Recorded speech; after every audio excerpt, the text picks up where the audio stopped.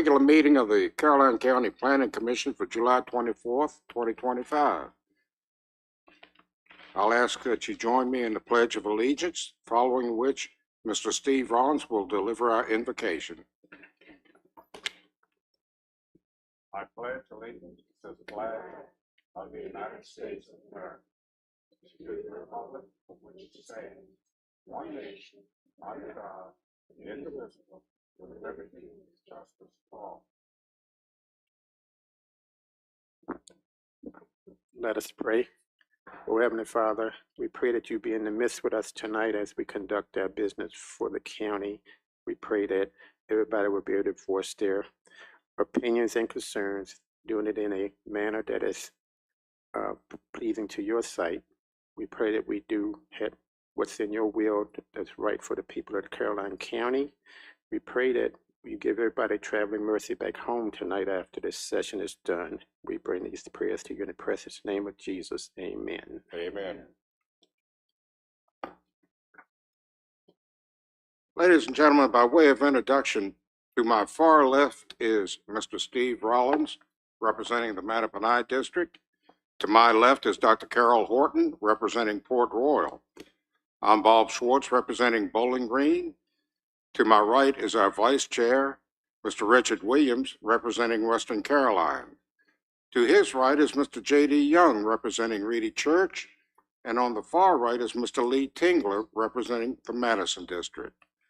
We have with us tonight Mr. Leon Hughes, the Director of Planning and Economic Development, Mr. Craig Pennington, our County Planner, Mr. Brad Robinson, our Zoning Administrator, and Mr. Max Halavin, our County Attorney. In the booth in the back, because they don't want to sit with us anymore, is Mr. Jeff Voigt and Priscilla Voigt, our IT specialist that's keeping us going online.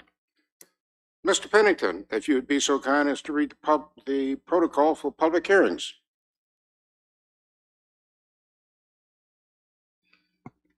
Thank you, Mr. Chairman. The purpose of a public hearing is for the Caroline County Planning Commission to listen carefully to the verbal expression and position and opinion of citizens of Caroline County. Public hearings are not question and answer sessions or debates, and all statements should be addressed to the chair. When members of the public offer comment, they need to clearly state their name and voting district prior to making their comments. Applicants or representatives of the applicant will be allowed 15 minutes to introduce information regarding the matter advertised for public hearing. All comments are to be pertinent to the issue being considered. Persons speaking at public hearings are respectfully requested to keep comments brief, not to exceed 3 minutes, and to address only those issues pertinent to matters advertised for public hearing. After the public hearing has been closed, the applicant or representatives of the applicant will be allowed 10 minutes to address any issues identified by the public. Thank you, sir. I got a little bit out of order. Commissioners, we've been presented with the minutes from our June 26, 2025 meeting. Have you had a chance to review those minutes? And if so, are there any additions or corrections? Hearing none, is there a motion? Chairman, I move that we accept the minutes from last communication as presented. And I can second. Motion by Mr. Rollins, seconded by Mr. Williams and Mr. Young, I believe. All those in favor signify by saying aye. Aye. All those opposed, nay. The ayes have it. Motion carries. The minutes are accepted as presented.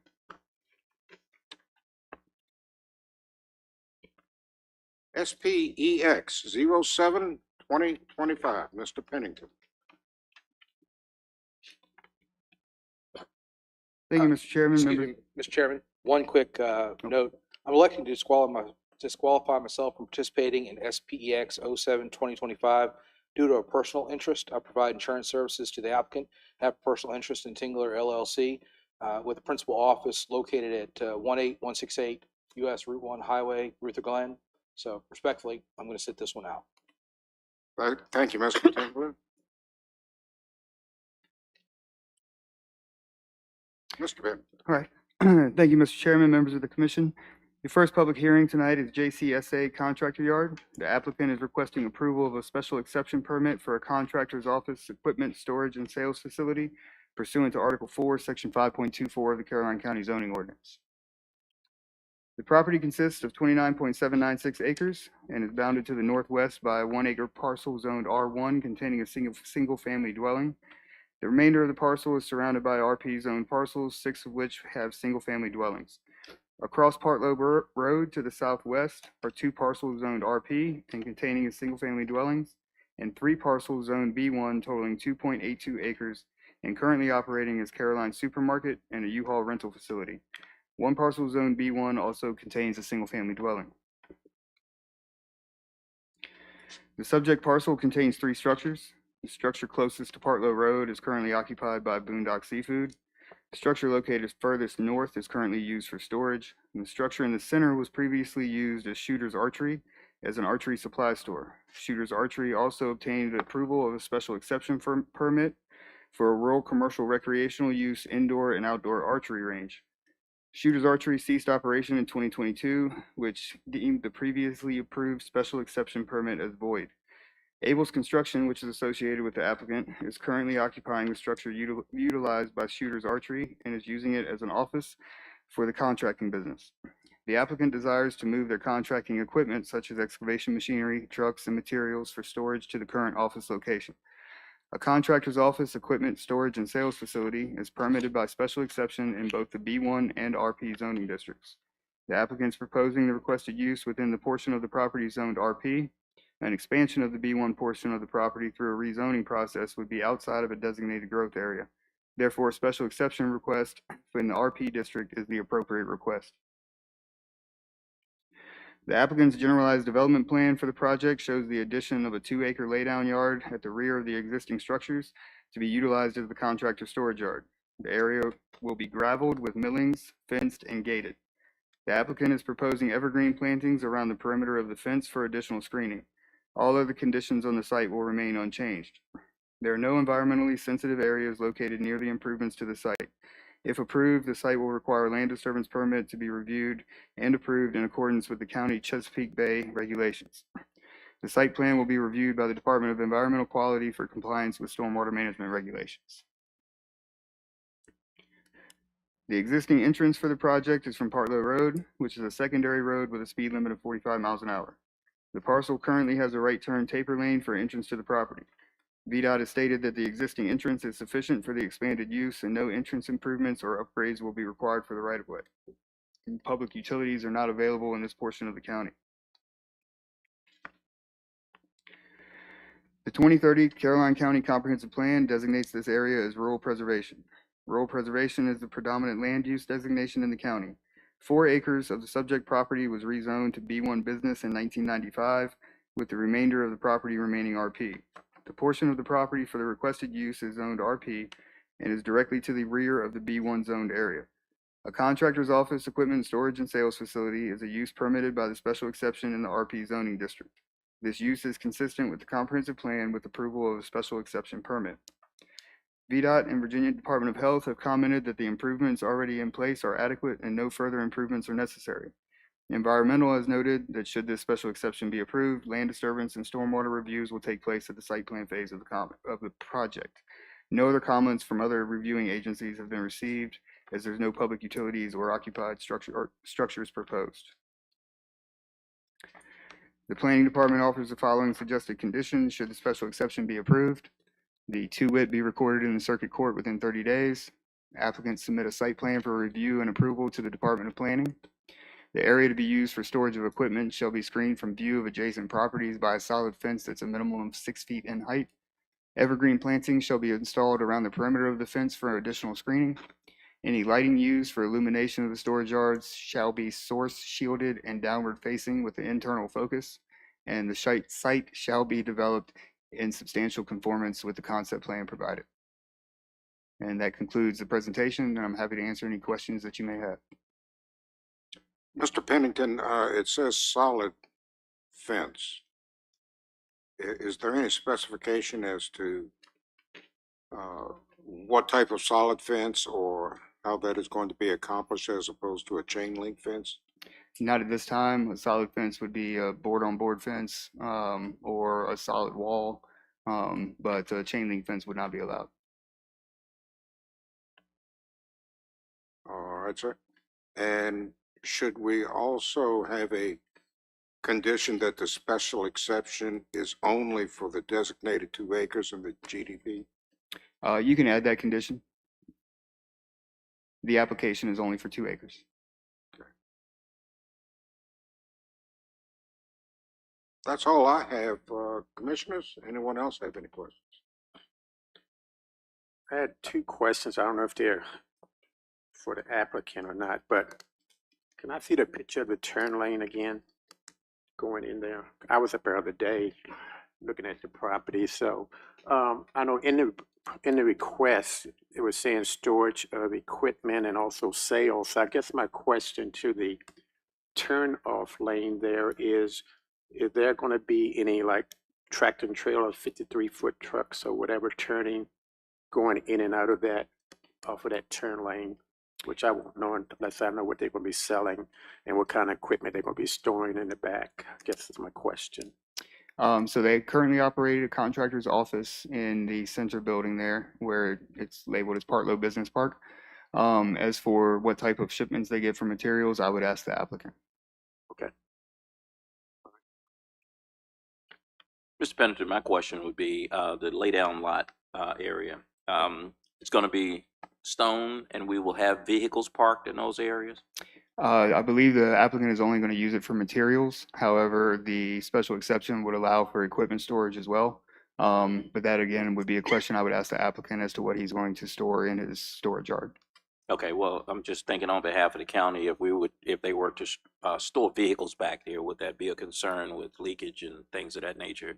So the site plan would have to be reviewed by DEQ because any site plan with over 1 acre of disturbance has to go to DEQ for stormwater. Usually when you have a vehicle use, even a parking area, then there tends to be requirements such as an oil water separator and items like that. So DEQ would be responsible for the management of that if there was any vehicles to be parked there. Thank you, sir. Mr. Pennington, can we see, I think you put it up there, the map again of the 2 acres in reference, okay, there it is. In reference to, oh, it says blue, okay. So ours is a different color on here, or no, we don't have that one. This one? Which one is the 2 acres that, for the special exception? This is the applicant's GDP that shows the approximate 2 acre yard that they supplied. The map here is just an approximation. Okay, so, but 20, I remember when we did the archery place, that was 29 acres. The whole parcel is 29 acres. The 4 acres closest to the road is zone B1 from 1995. The remaining 25.8 acres is zoned RP, which you can see in this portion. So everything Okay. behind the gravelled area where the buildings are is zoned rural preservation. Okay. And that's where the path was, where the archery range was, correct? Yes, the archery range here was their static outdoor range. And then they had this path that you walked in and had an archery range in the woods with faux animals. Yeah, I remember that Mhm. because we looked at it before it was approved. Okay, and so the 2 acres is right before you get to the woods. The 2 acres is going to be directly behind the building right here. Okay. All right, thank you. And that's fencing on 2 sides in the front with plants on the 2 sides. So is that going to be fencing on the front all the way around where the gate is at? The applicant showed a fence around the entire area. And so we are suggesting the condition that the entire area be fenced also on 4 sides. Or the back too? Yes. Okay. But we're not, the plantings, they're using the natural tree line as the plantings on the rear.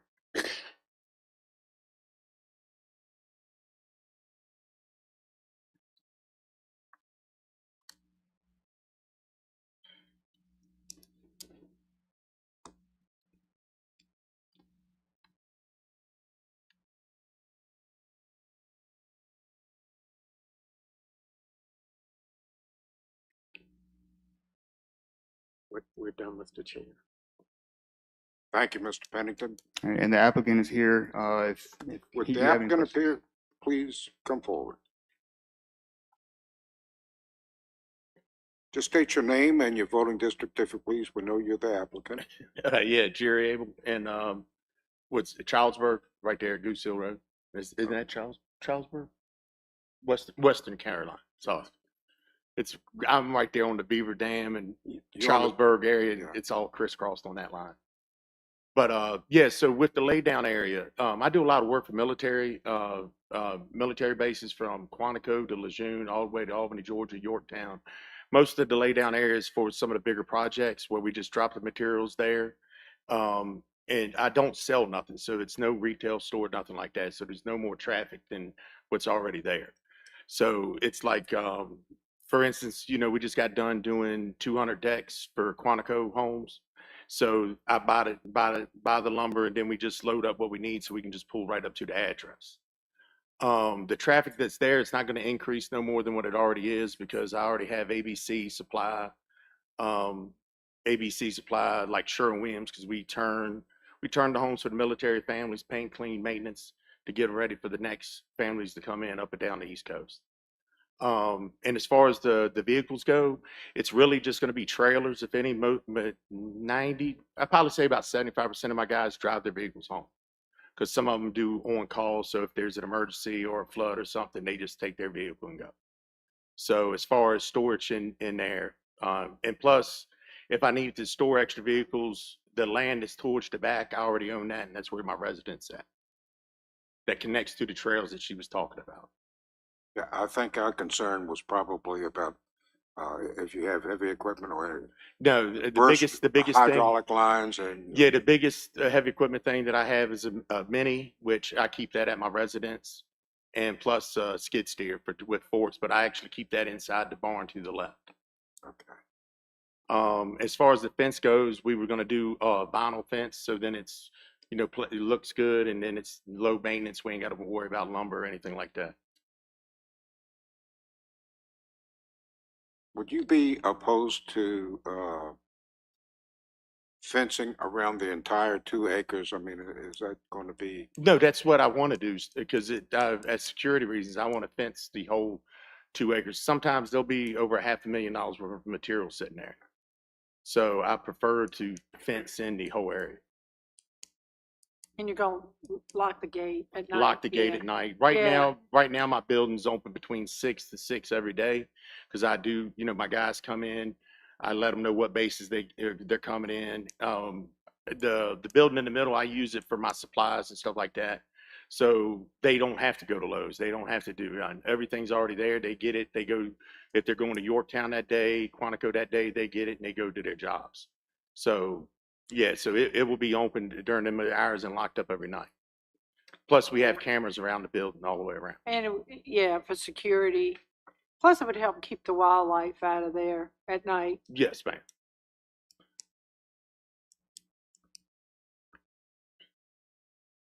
So with your business, the same traffic that you're currently getting Will be the same won't- business I'm won't already. change. The only difference is you're going to be parking vehicles in the back. That would Yeah, be the only- yes, sir. that would Yes, be the sir. only The change. last big contract I had with the decks, I actually dropped the lumber off at my house that's towards the back, because I have a lot of land cleared back there as well, just because I didn't have the room at the time to, I didn't buy that building at the time.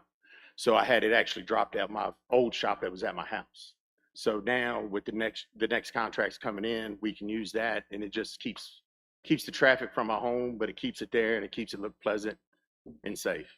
But it's not just vehicles, it's supplies. It's not really for vehicles at all. It's really just for the supplies. Like we just signed a contract for canopies at Quantico. So it's, $200,000 worth of aluminum that we got to bolt together. But I need a drop down yard, because I can't take all of them at one time. So we can only do like 2 a day. So we'll load up what we need, go put them in, stuff like that. Because the space for a lot of the bases are really limited for us to be able to work. But nothing's going to change to how we're already doing it. I'm just trying to get more space in that back field. And I just, personally, I don't want to just leave stuff laying around either. If it's out of sight, out of mind, and we keep the property. If you've been to the property before, when it was Shooters and the property as it is now, the property is way better than what it was when it was at Shooters. I've been investing a lot of money in that building and the property even with the permits and even with the millings that went down to the whole parking lot. So the whole area is looking better around it. So the remaining of your property, is that in the back of the storage? Yeah, there's 82 acres that I own in behind there. So that goes you all own the way to everything Houston behind Road. it, where it's going to be? Yeah, behind the timber. Yes, ma'am. Yes, sir. And I've been at that residence 8 years. I've been in the county 44 years. They brought me here when I was 1.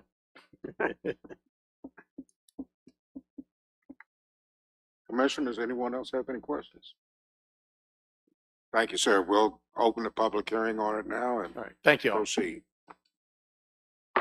Public hearing for this matter is now open. Is there anyone wishing to speak? Anyone wishing to speak? Final call. Anyone wishing to speak regarding this matter? Seeing and hearing no one coming forward, the public hearing is now closed. Commissioners, any discussion before we go forward? I would add condition number 7, that this special exception only applies to the 2 acres listed in the GDP. Is there any discussion on that?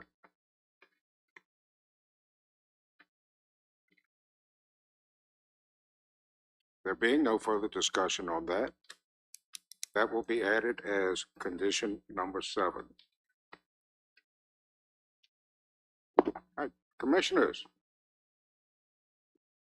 I think all that we need to hear. Does anyone have a motion? I will. Whereas special exception request SPEX 07-2025 for JCSA contractor yard appears to generally consistent with the goals and objectives of the comprehensive plan and future land use within the land use map, and whereas the public necessity, convenience, general welfare, and good zoning practice warrants the approval of this request, I recommend that SPEX 07-2025 be forwarded to the Board of Supervisors with a recommendation of approval, adding item number 7, that it be the 2 acres only. Second. Motion by Mr. Williams, seconded by Mr. Young. Is there any further discussion? 1 through 7, correct? Yes, 1 through 7. No further discussion. All those in favor signify by saying aye. Aye. All those opposed, nay. The ayes have it. This matter will be forwarded to the Board of Supervisors with a recommendation of approval. Mr. Tingler, if you would join us again, please, sir.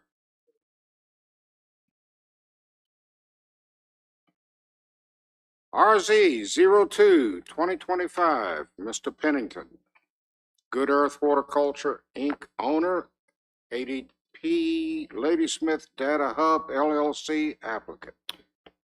Thank you, Mr. Chairman, members of the commission. Second and third public hearings tonight. If it's all right with you, Mr. Commissioner, we'll do one presentation for both RZ 02-2025 and SPEX 06-2025. You will need 2 motions at the end. All right. So second and third public hearings tonight are RZ 02-2025 and SPEX 06-2025, ADP Ladysmith Data Hub. The applicant is requesting approval to amend the proffers and general development plan associated with rezoning case RZ 03-95 to allow the development of data center. The property consists of 140.38 acres and was previously rezoned to M1 in 1995 by Good Earth Horticulture, Inc. for use as a horticulture product manufacturing facility. Parcel is bounded to the east by Interstate 95, to the south by 184 acres of vacant land consisting of 3 parcels zoned M1 industrial, to the north by the Caroline County Ladysmith Convenience Site and 31 acres of vacant M1 zone property, and to the west by 6 rural preservation zone residential parcels with acreage ranging from 1 to 2 acres and B1 zone parcel containing a vehicle wash. The entrance to the subject parcel is located approximately 410 feet west of US Route 1. Pendleton Residential Subdivision is located opposite Green Road on the west side of US Route 1. Pendleton is approved for 3,508 residences, of which 703 are currently constructed. The closest parcel in Pendleton is approximately 0.44 miles from the subject property. The parcel to the north, owned by ACD Precast, currently has a site plan submission under review to expand the storage yard for the finished precast concrete material towards the shared property line with the subject parcel. 5 of the 6 RP zone parcels to the west currently contain residential structures. On the north side of Green Road, there are currently 6 parcels extending north to Ladysmith Road, which contain approximately 142 acres zoned rural preservation. The existing proffer states that the site will be constructed in conformance with the GDP associated with the original rezoning in 1995. The applicant is requesting a proffer amendment to replace the proffering of the General Development Plan from 1995 with the new GDP, along with other performance proffers associated with the original horticultural products manufacturing use. The applicant's request includes a new proffer statement that offers commitments to an emergency action plan, construction mitigation plan, repair of damaged roads attributable to construction traffic, reimbursement for third-party contractors, providing a public liaison, participation on a joint construction traffic reaction team. An analysis of revised proffers is provided later in this presentation.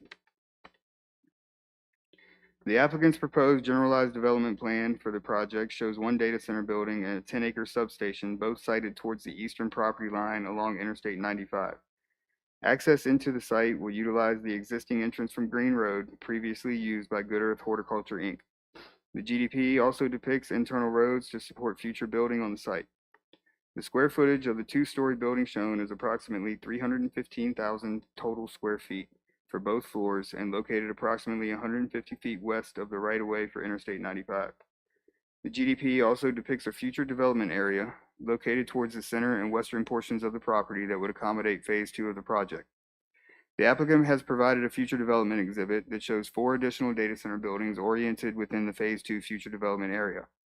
According to the applicant's narrative, the total proposed square footage for all phases of the project is 1.6 million square feet. Staff notes that this exhibit is not proffered, and the future development area may be utilized for other permitted M1 uses such as warehouse and distribution or manufacturing and designed accordingly. There is no timing mechanism for phase 2 to be constructed. The GDP depicts approximate locations where stormwater management features may be located. 39.9% of open space is provided for on the GDP in excess of the 20% requirement of the PERT. The GDP shows 40-foot required undisturbed buffer, and in addition, the 100-foot undisturbed buffer proffered by the previous 1995 rezoning case and the current applicant proposed proffer statement. There are residential structures located less than 1,000 feet of one of the data center buildings shown on the future development exhibit. If this request is approved, there is no certainty of how or what uses may occupy these future development areas. If the areas are developed with data center uses, the generators will be required to be muffled and enclosed for any data center building that is less than 1,000 feet from occupied dwellings. The applicant has proffered that all generators on the site will be muffled and enclosed.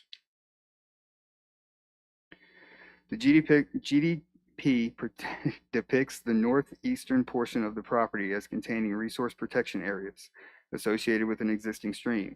There are also several existing wetland areas shown throughout the site. Open space is provided around the perimeter of the site and around the northernmost and western wetland areas shown.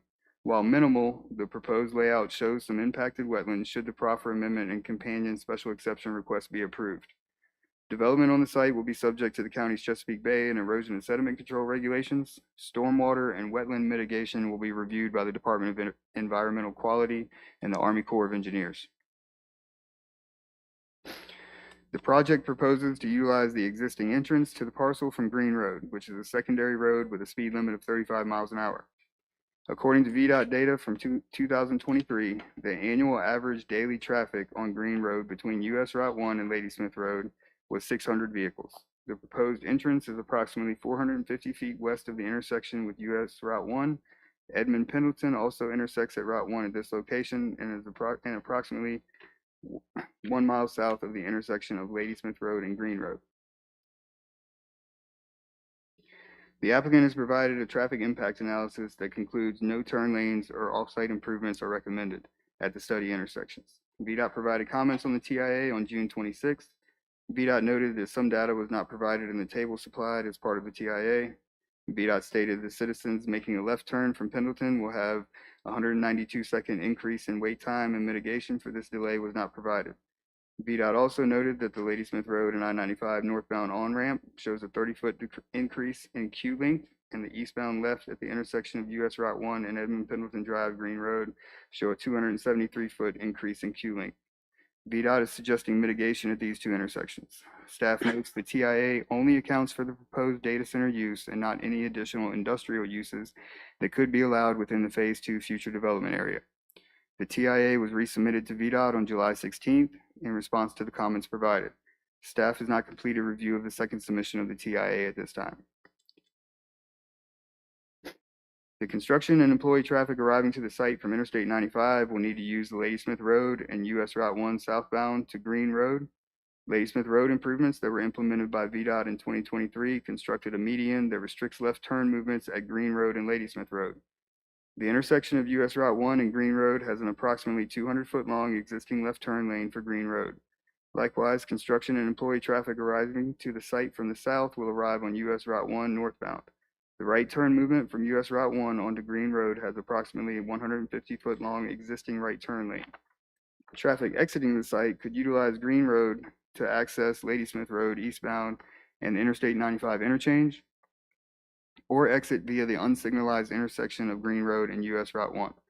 The applicant's proffer statement proposes to provide a construction mitigation plan that will address construction traffic control measures, delivery times and routes, and any mitigation measures to be implemented during weekday AM and PM peak travel hours. Staff notes that consideration should be given to limiting interaction of construction traffic and school bus traffic from the Pendleton subdivision and during the AM, PM arrival departures from Madison and Lewis and Clark Elementary School. The project will be served by public water, sewer, and electric utilities as required by the Planned Innovation Research and Technology District regulations. The property contains existing water and sewer infrastructure which will be utilized for the project. The applicant has proffered the use of a closed-loop system with minimal evaporation into the atmosphere in accordance with Caroline County Public Utilities Data Center Water Usage Policy. Rappahannock Electric has provided a will serve letter for electrical service to the property. At this stage of the project, the direction of the power supply is unknown. There's an existing power line corridor to the east at the Virginia Bazaar property and to the west at Pendleton. The power may utilize an existing corridor, portions of an existing corridor, or a new corridor could be created. The impact of new power lines traversing the existing parcels in the growth area could limit the future development of one or more of these parcels depending on the route and easement widths of the new electrical lines. Data centers in M1 zoning must be developed in accordance with PERT regulations, which include standards for setbacks, landscaping, buffers, fencing, among other requirements that assist with mitigating impacts and promoting attractive and environmentally sensitive development. The project proposes to amend the existing proffer language to provide a 100-foot transitional buffer around the entire property containing trees of varying sizes. Along all property lines where vegetation is not existing, any portion, I'm sorry, that was previous sentence, my fault. Environmentally sensitive. The project proposes to amend the existing proffer language to provide a 100-foot transitional buffer around the entire property containing trees of varying sizes along all property lines where vegetation is not existing. Any portion of the 100-foot buffer that is removed for construction will be replanted.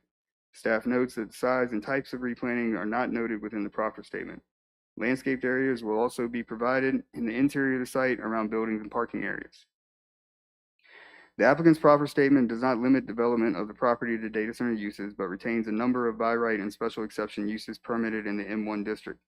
By right uses that would be permitted on the property under the M1 zoning include research and development facilities, technology facilities, public utility offices and distribution and transmission facilities, storage warehouses, distribution facilities, manufacturing facilities, and new and used auto sales. Special exception uses that would be permitted under the proposed M1 zoning include data centers, retail sales associated with manufacturing or offices. Staff notes that should the data center not be developed, some of the proposed by right uses are even higher traffic generators than a data center.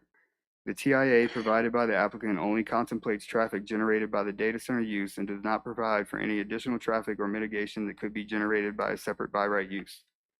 Included in your packets are exhibits submitted for the rezoning case, such as the future development exhibit, a view shed exhibit, exterior elevations for the structure, and a landscaping exhibit. These documents are not proffered and are for display purposes only. The 2030 Caroline County Comprehensive Plan designates this area as light industrial within the Ladysmith Community Plan.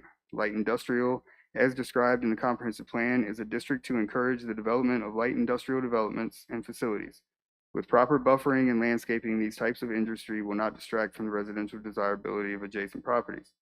The existing development pattern of industrial uses in this portion of the Ladysmith Community Plan is consistent with prior zoning actions.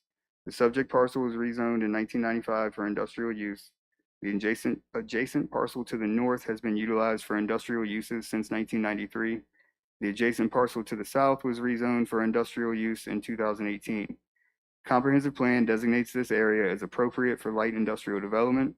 This type of industrial development is consistent with the goals of the land use designation and compatible with the goals of the planned industrial research technology ordinance. As discussed previously in the staff report, there are 6 parcels to the north across Green Road from the subject parcel that are still zoned rural preservation. The Ladysmith Community Plan future land use map depicts these parcels as appropriate for regional business or general business. The request is consistent with the comprehensive plan. The applicant proposes to amend the existing proffers associated with tax parcel 53-A-65 as approved with rezoning RZ 03-1995. The land use proffer commits to development in accordance with the GDP and recordation of the two widths should the project be approved. This proffer replaces the previously approved proffer committing to development in accordance with the GDP from the 1995 rezoning. Staff is generally supportive of this proffer as it commits development in accordance with the GDP for the data center use.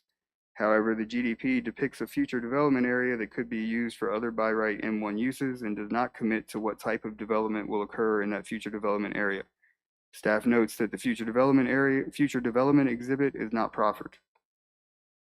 The land use regulation proffer restricts the listed uses on the subject parcel. This proffer replaces the previously approved 1995 proffer.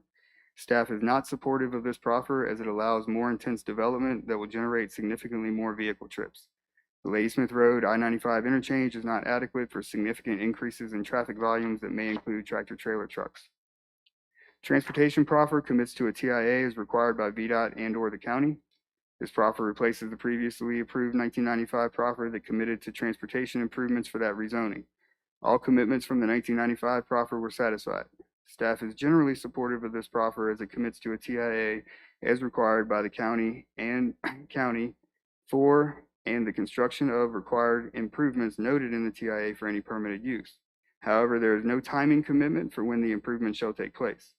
Also noted, the proffer states as warranted by VDOT. Should an improvement not meet specific VDOT warrants, the improvement cannot be required.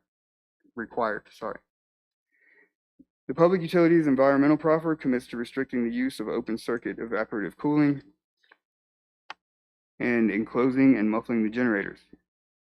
This proffer replaces the previous proffer. Staff is supportive of this proffer as all previous proffer requirements were complied with and completed, and the new proffer commits to enclosed and muffled generators.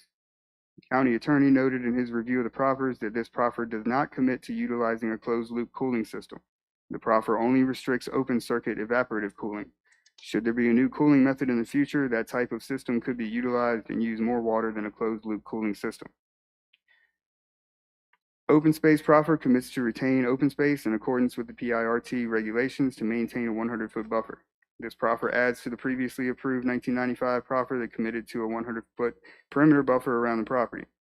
Staff is generally supportive of this proffer as it commits to maintaining open space in accordance with the GDP and retains a 100-foot vegetative buffer as approved previously.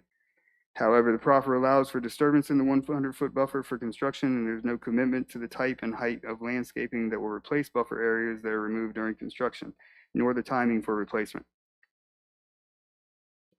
Proffers 6 through 10 are intentionally deleted. These proffers restricted materials that could be received by the horticulture manufacturing facility, inspections of the facility, 10 years of cash contributions from the facility, height restrictions of natural materials, and the signing portions of the previous proffers. These proffers are no longer applicable and were satisfied by the previous owners of the property. Access Drive proffer commits to a road maintenance agreement for internal roadways. Staff is supportive of this proffer as it commits to a recorded road maintenance agreement to maintain the internal roadways to private road standards within the site. Emergency Action Plan, staff is supportive of this proffer as it commits to an emergency action plan and training for emergency services. Changes to the language provided by Fire Rescue have been addressed by the applicant. Construction Mitigation Plan, staff is supportive of this proffer as it commits to a construction mitigation plan to be approved by the zoning administrator. Road Assessment and Repair commits to a roadway condition assessment. Staff is generally supportive of this proffer as it commits to a RCA and repair of damaged roadways attributable to construction traffic. However, staff notes that VDOT is not included in the agreement on the scope of the RCA, and the word unequivocally used in proffer 14.c could be problematic to enforce. Third-party contractor proffer commits to payment of a contractor used for inspections. Staff is not supportive of this proffer as written. The commitment is only for reimbursement to the county for third-party inspections and does not take into account plan reviews or other items associated with the land development process for which third-party contractors could be utilized. Staff also has a concern that the cap of $100,000 may not cover the full cost of a third-party contractor should the project be developed over a number of years. The public liaison proffer commits to contact for citizen questions during construction. Staff is supportive of this proffer. And general development schedule commits to providing development schedule to the zoning administrator on a yearly basis. Staff is supportive of this proffer. Staff has provided the following suggested conditions should the special exception permit be approved.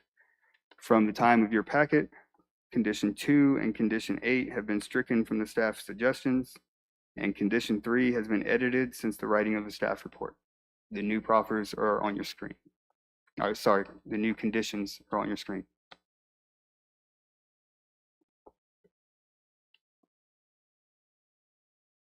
You say 2 and 8 have been deleted, which I see. And which one has been edited? Number 3 has been edited. There is an extra sentence from what was in your staff report. It allows for the same encroachments that the 40-foot buffer allows for. But we don't currently have a copy of this, right? You have a copy of the conditions in the special exception staff report. However, 2 and 8 have been stricken and 3 has been edited.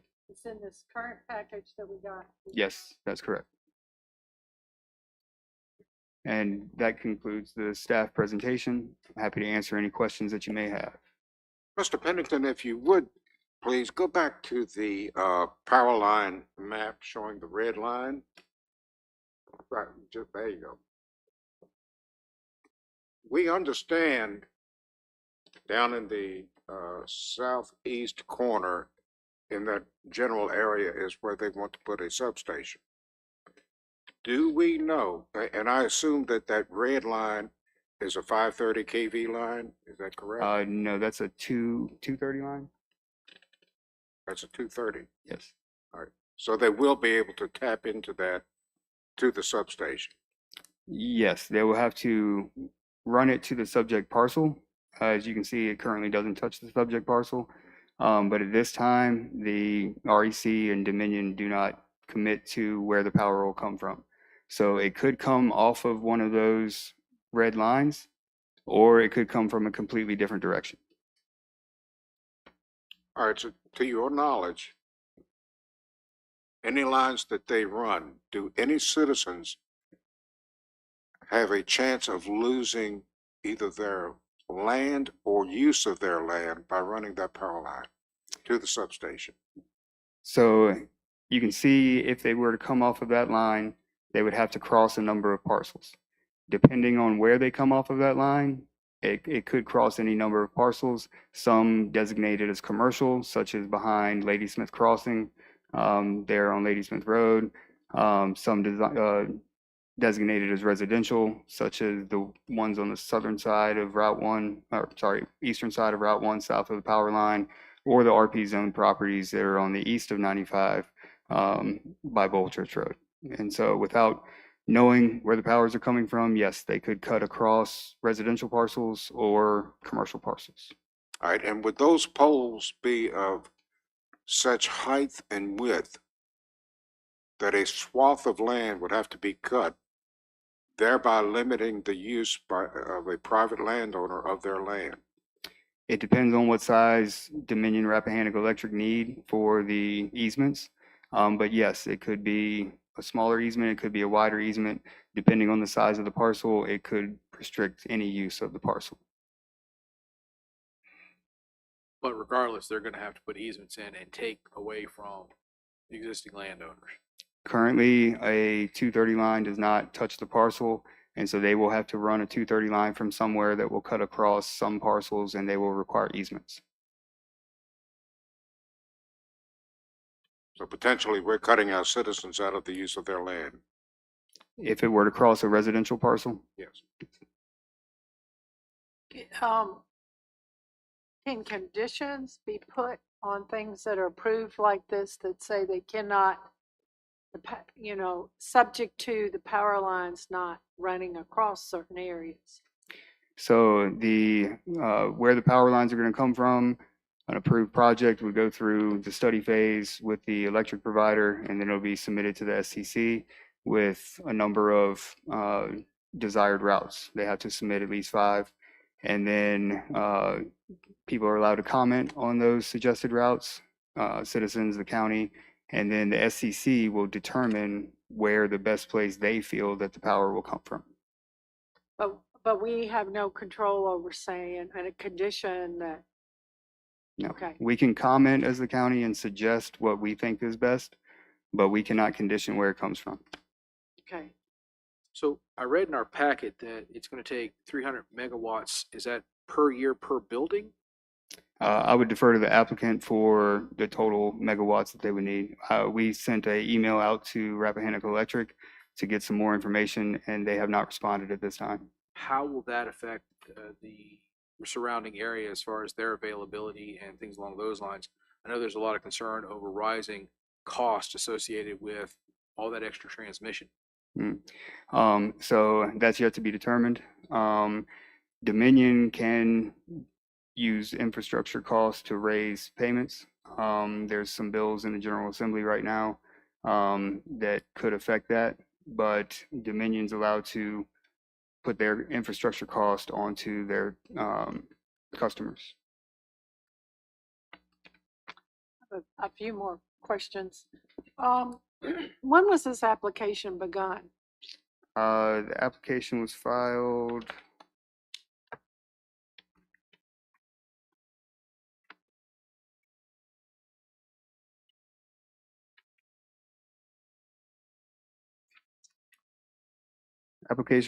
on March 19th, 2025. Okay. Before we made some changes, right? No, after the text amendment, they made them a special exception. Okay. And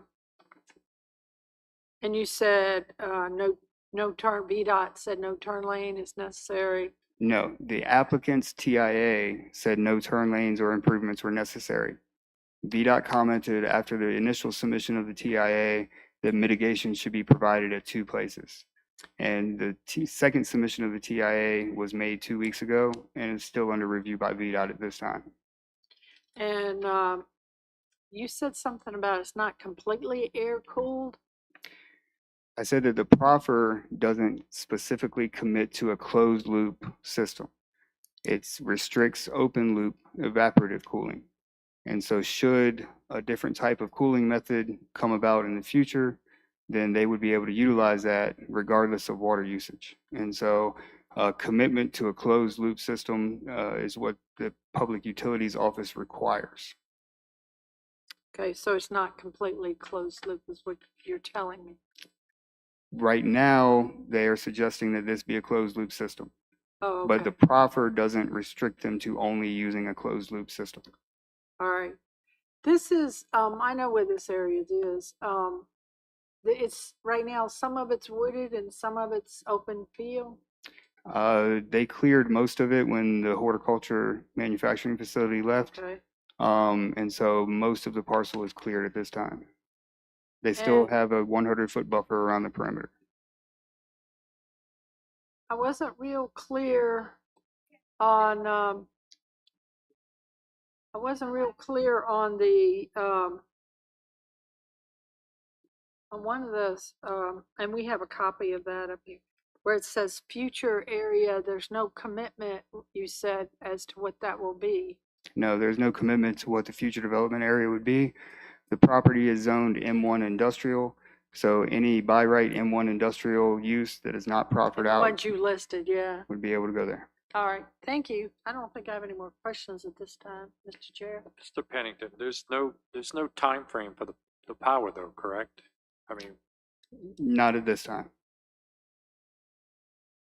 Have there been any environmental studies regarding the 100-foot buffer along with, I've been reading a lot about low frequency sound and its impact on wildlife and things like that. Have there been any impact studies for that? No, not at this time. So that's only going to be a 100-foot buffer, not 140-foot, right? Correct. The requirement is a 40-foot undisturbed buffer, and the applicant is proffering a 100-foot undisturbed buffer. So from each property line, it would be 100 feet undisturbed.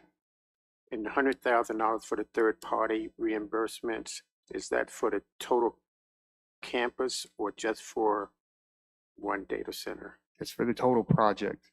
And so any third-party contractor that the county would hire to do inspections or plan reviews, then they would reimburse up to $100,000. Could that be modified to a per year, so total? It's the applicant proffer, that's what they're offering.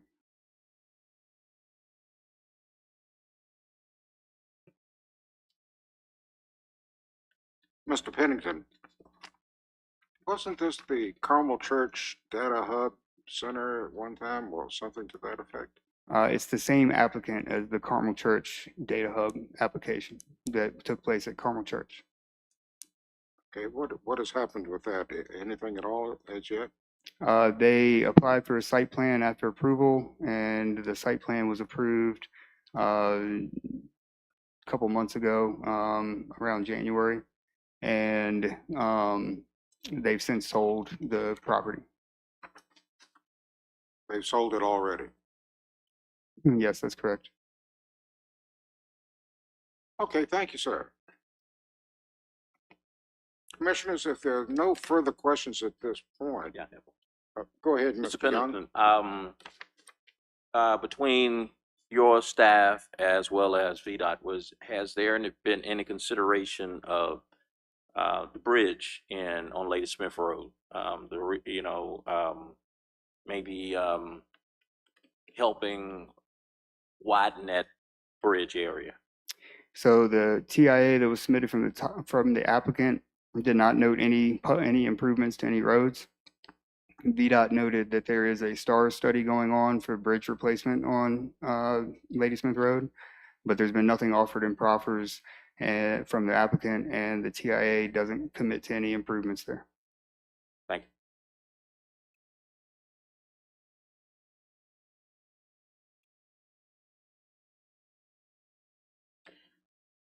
Commissioners, any further questions? Thank you, Mr. Pennington. Take a break, get you a drink of water. Would the applicant or their representative care to approach?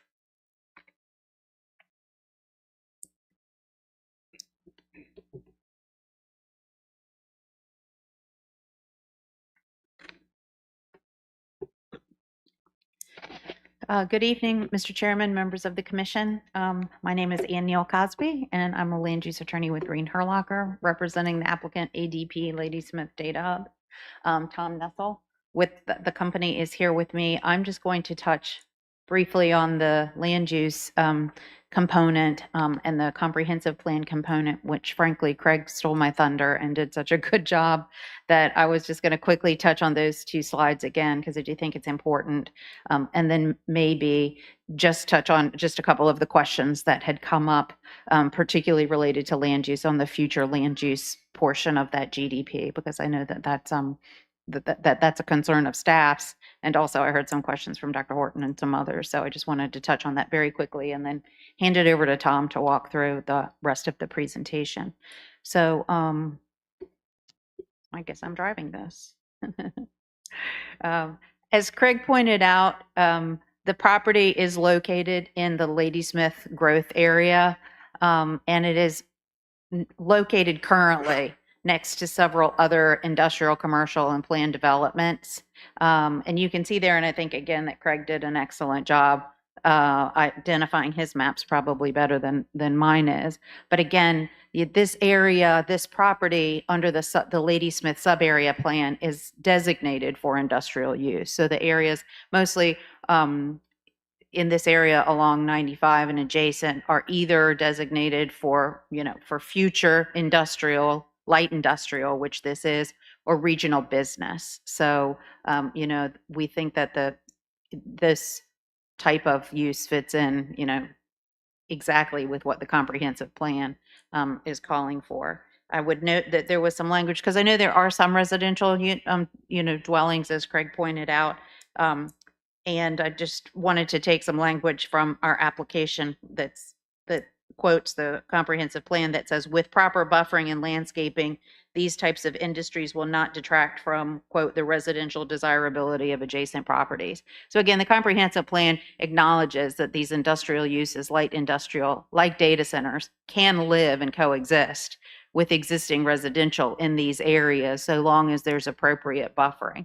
And I think you've heard the PERT standards require, the 40-foot landscape buffer all around, and we are proffering to 100 feet of landscape buffer. So, that's in the proffers, and so we think that the use is consistent with the comp plan for those reasons. And then just a little bit of the zoning history. Again, this property was originally approved as M1 property, M1 zoning rather, with these proffers. And so, we are here not as a rezoning. We do have to have this special exception, which is the companion case, but it's a proffer amendment case.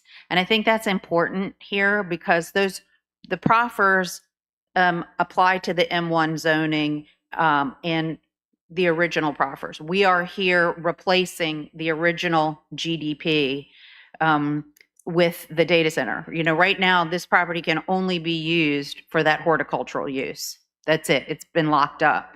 For us to come in and use it for data centers, we've come in to show our data center use. We've got the future development areas, but if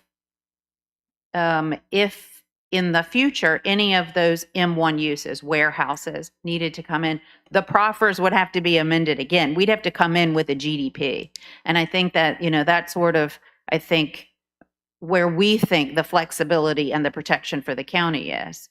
A warehouse cannot come back in unless, and we are not at all anticipating doing that. But if in the future, some other type of use, a technology use, were proposed for one of those future parcels for whatever reason, the applicant would have to come back and go through this whole process again. They'd have to do a proffer amendment. They'd have to come to you. You would have to look at that. So it's sort of like, a rezoning or a special exception without a rezoning or special exception, because you would have to amend the proffers. And the same thing with the TIA.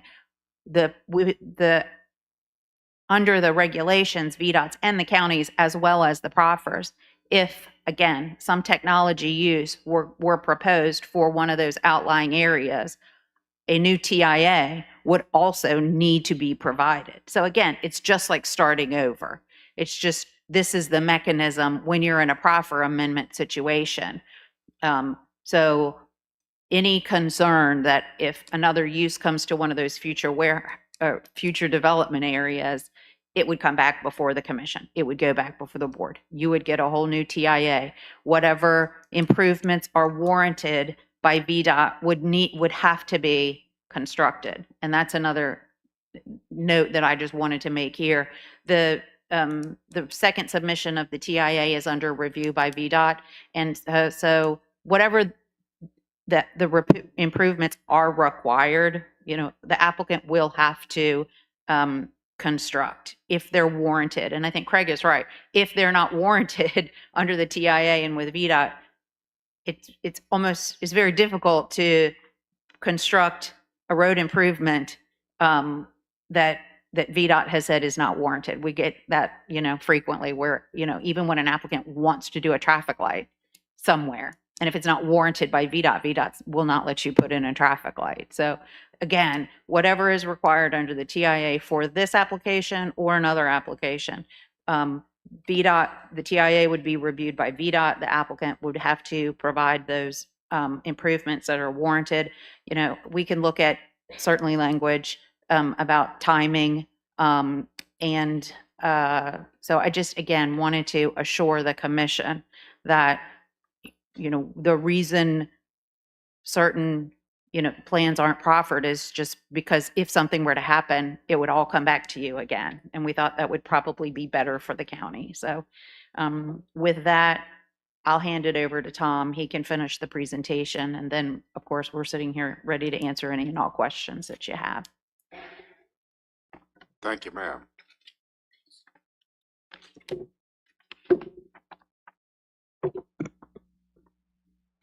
Chairman Swartz, planning commissioners, staff, members of the community, thanks for your time tonight.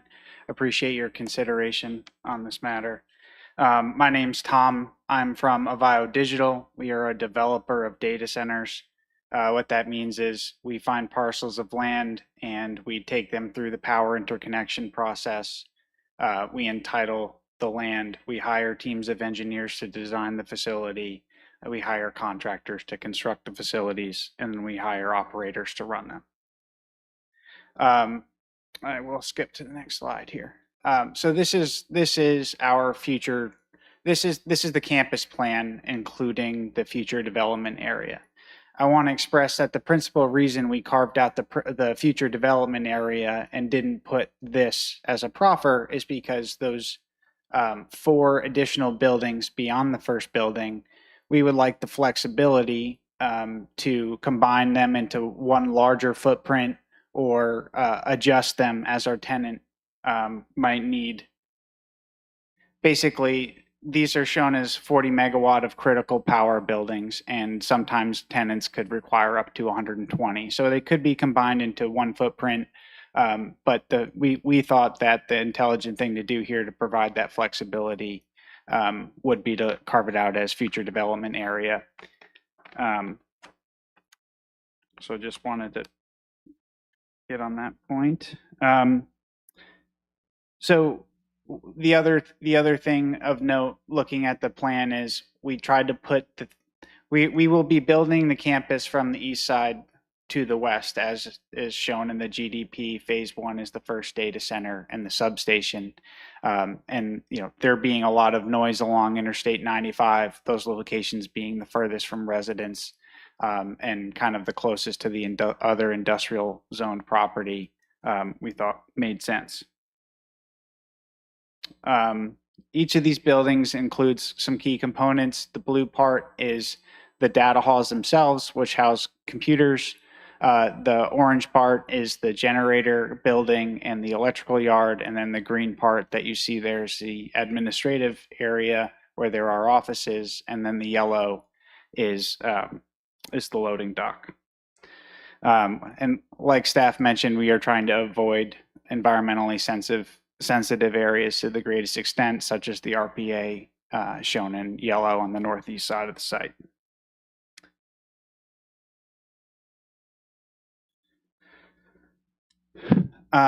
This gives a little bit more of a visual depiction of what that building looks like. So building 1, for example, is shown here, both kind of in 2-dimensional on the top left and then in 3D.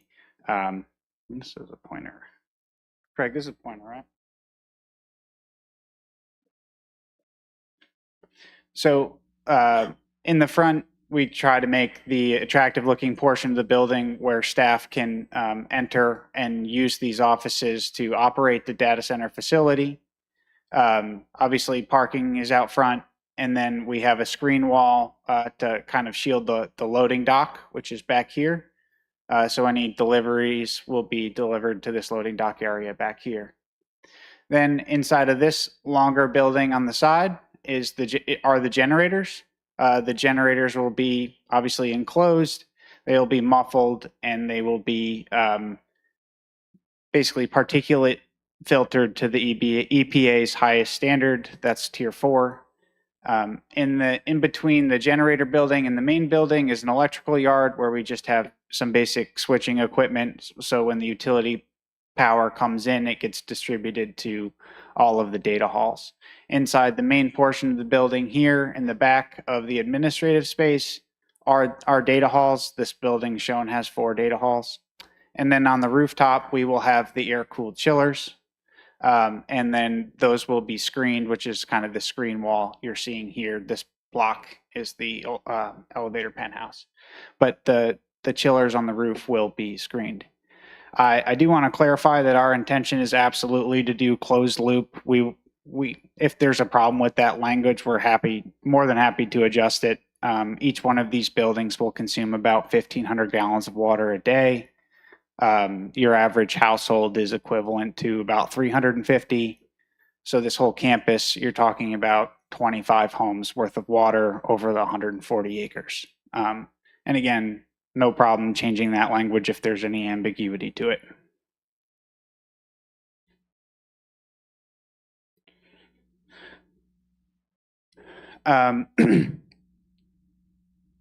Craig kind of covered all of this, but generally speaking, we are going to be fully compliant with the PERT standards. On the left in the blue box, you see some of the things that the PERT regulates. On the right is what we're proffering in addition to the PERT requirements. So, for example, the building has to be set back more than 100 feet from the property line. The buffer yard has to be 40 feet. There has to be at least 20% of open space, et cetera. Those regulations and the noise being less than 55 decibels at night at the property line generated by the facility. So there's a host of things that are very intelligently regulated in the PERT. And then what we're trying to do is listen to staff, the Planning Commission, the board, the community to proffer things that make sense to make this the most attractive project for this area. We'll go into a little bit more detail here. So one of the things, open space we talked about, 20% is the requirement. There's over 35% shown here. The 100-foot vegetated buffer, we're willing to adjust that language certainly to include height requirements and so forth. The PERT, our original intention with that language was that the PERT requires certain types of vegetation at certain heights to remain in the 40-foot buffer. Our intent was just to extend those requirements to the 100 feet. So again, if there's any language clarifications there, we're certainly happy to make them.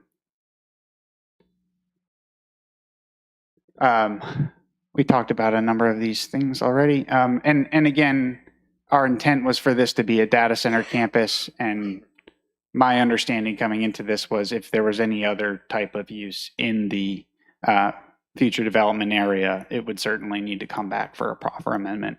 It wasn't to allow other types of uses to occur in that area. And we sort of talked about building the campus from the inside out.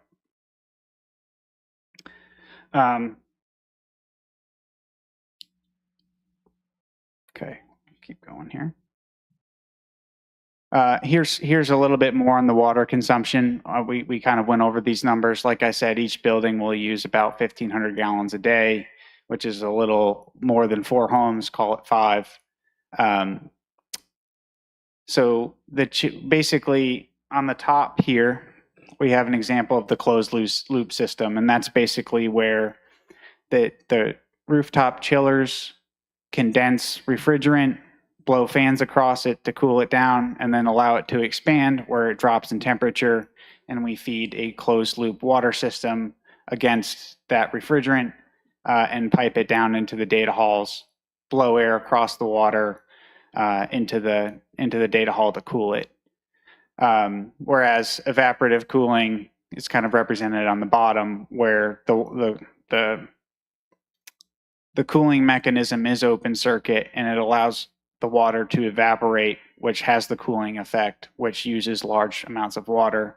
And for scale, we're talking about one of these size buildings consuming 300,000 gallons per day on a hot day for an evaporative system versus 1,500 for our system. And again, if there needs to be language clarification that we're going closed loop, we're more than happy to accommodate that.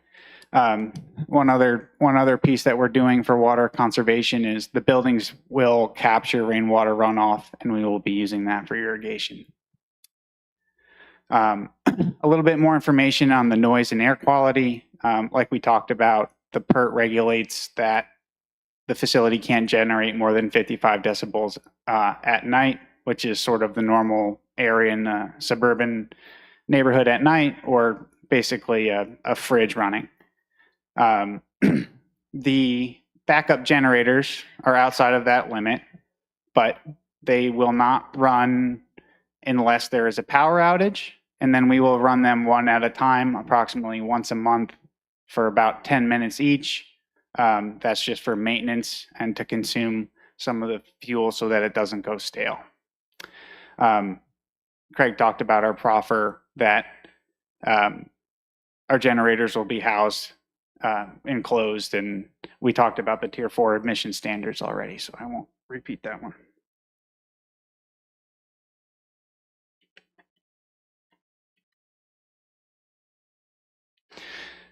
One other piece on the noise is, part of the reason this area made some sense is just its proximity to I-95 high traffic corridor. It already produces a fair amount of noise, so any noise that this facility does produce, we anticipate to be basically drowned out by I-95. Moving on, traffic. So we talked about traffic. There were some wait times increases discussed. I do want to clarify that in the TIA, of all the traffic intersections studied, none of them had a level of service change specifically due to our project. There are increasing wait times. There's a built condition versus an unbuilt condition in the future, of which adjacent residential developments are factored in, and other types of developments that are ongoing are factored in. And so there are increased wait times, but attributable to the project is minimal. And when you consider a data center use, each one of the buildings employs about 36 people, and they'll be split across 3 shifts. So in terms of industrial type uses, it will be a relatively low traffic impact. And again, there will be no level of service change at any intersection due to the project in the built versus an unbuilt condition. Again, we are proffering to do any road improvements that are in the TIA and warranted by VDOT.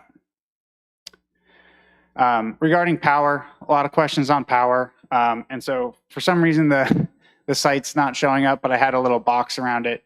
So our site's approximately here where I've got kind of the cursor on. And I wanted to clarify this purple line here that Craig had on the presentation, that is actually a 115 kV line. We cannot tap into that. To the project's west is a 500 kV line, and Dominion has approval to also string 230 kV lines from this corridor.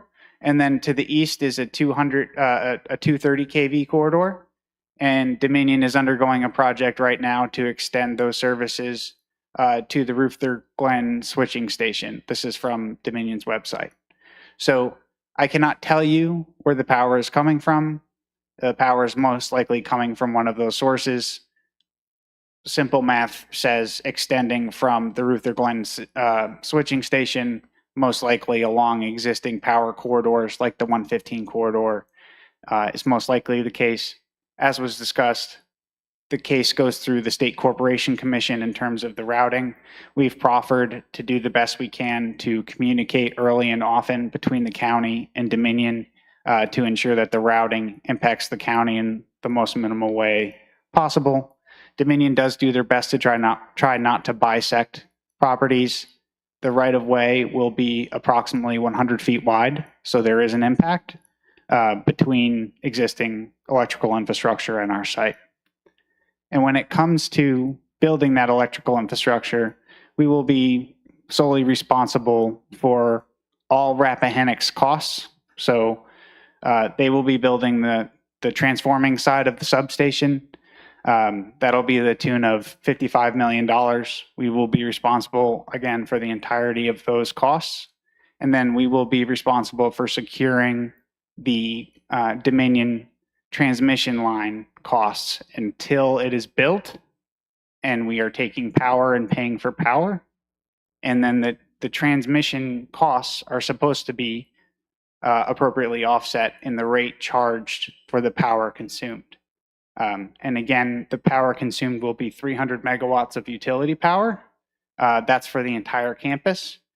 So that gets spread out across the 5 buildings. And the way we generally think about it is each one of those buildings is 40 megawatts of critical power, meaning the computers themselves will consume 40 megawatts of critical power per building, so 200, and the rest is basically for cooling and admin space. So 300 megawatts will feed the substation. We will pay for Rappahannock side of the substation. We will secure in a cash deposit or a letter of credit the transmission upgrade costs until we are taking power, and then that's how Dominion will get reimbursed for the cost of the transmission infrastructure once we start buying the power.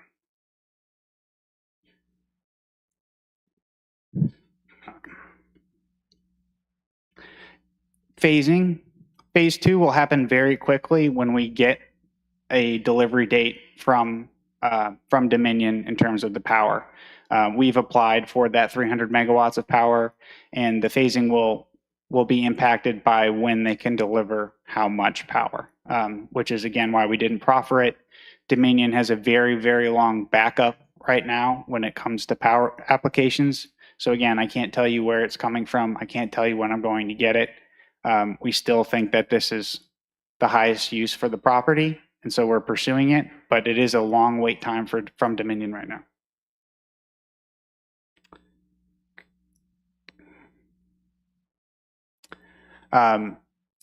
We talked about some of these other proffers on the left in terms of basically project and cost management. We'll be providing an emergency action plan to the county emergency services department, outlaying a fire and life safety plan and training for basically our operations people. We will pay for third-party construction inspections up to $100,000. Staff had some comments on that. I think we're open to discussing that more, especially on the plan check side. This was kind of brought over language from other existing proffers in the county. So if it needs to be adjusted to also accommodate plan check, we can do that. I was under the impression that gets paid on an hourly basis, but again, we can visit that and talk about it in more detail. And then, of course, we'll provide a public liaison for the project at all times. In terms of the project's impact, generally, like we talked about a little earlier, there will be 36 full-time permanent staff on the site once it's fully built out. Once it's fully built out, that will grow to 180. And according to Virginia Economic Development Partnership, who performed a study that said basically there are about 4 jobs generated throughout the state to support every paid job on the facility. It will also obviously generate hundreds of jobs during the actual construction of the data center. And again, we will work to have the mitigation plan prior to starting construction to work around traffic schedules like school drop-offs. We will also work with our contractor and our operator to make sure we are reaching out to the local community to hire as many as we can from the local vicinity.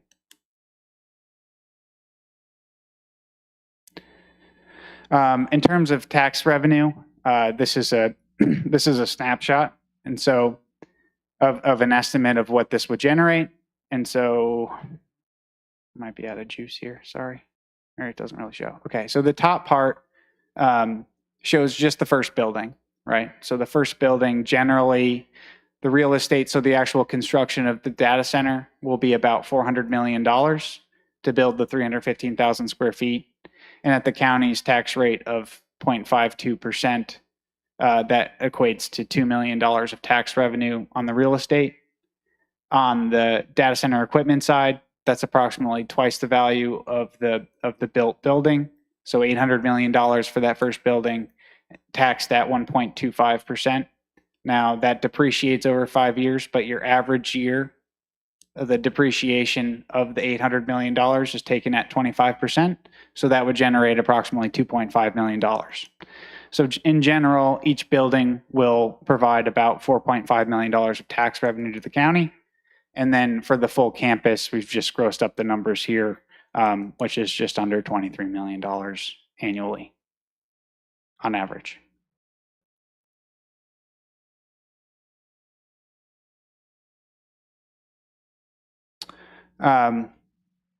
So just to cover the highlights again, this is a proper amendment and special exception request. We want to take this facility that's been a vacant property for a long time and convert it to something over time to generate tax revenue for the county, to be an employer, to be a good project in the right place. We want to listen and make sure we're addressing the needs and wants of the county. We want to be a good neighbor, but yeah, I think that about wraps up our presentation. Sorry, I hope I haven't put you to sleep. I appreciate your time. Thank you, everybody, and I'm happy to answer any questions. Mr. Hassel, nice to have you back again with us, and Ms. Niels Cosby as well. Would you, is anyone from ADP other than yourself and Ms. Niels Cosby here? Not right now, no, just me. Okay. ADP is an acronym for? Avio Digital Partners. Okay, very good. Thank you. No problem. All right. That being said, just a couple of little things, and I'm not trying to beat you guys up at all, but we've been through presentations like this before. Dr. Horton and myself, 5 years ago, started with the presentations for the solar facilities, and I absolutely refuse to call them a solar farm. That's an insult to a real farmer. Be that as it may, a couple of things that, and they're minor things at this point, that stuck out to me. Your financial impact at 100% rate assessment. For the real estate, correct? Yes, sir. Yeah, that's my understanding from Gary on how it gets assessed. Okay, and that is provided some type of different rate is worked out with the county, as has had occurred in the past. Okay, so you're presenting it at its uppermost level, and I understand and appreciate that. But for the general public, they may not know that. Okay, job creations, hundreds of jobs. We heard the same thing from solar facilities. The truth of the matter is that those jobs primarily would be union jobs. You would have workers coming in from Maryland, Pennsylvania, North Carolina, Kentucky, every rock under the sun to come and work on those projects. So they're not going to solely be Caroline County people building these centers. The money's going to go to the employees, and the employees are going to take it elsewhere. You know, which is fine. I understand that. That's the nature of the business.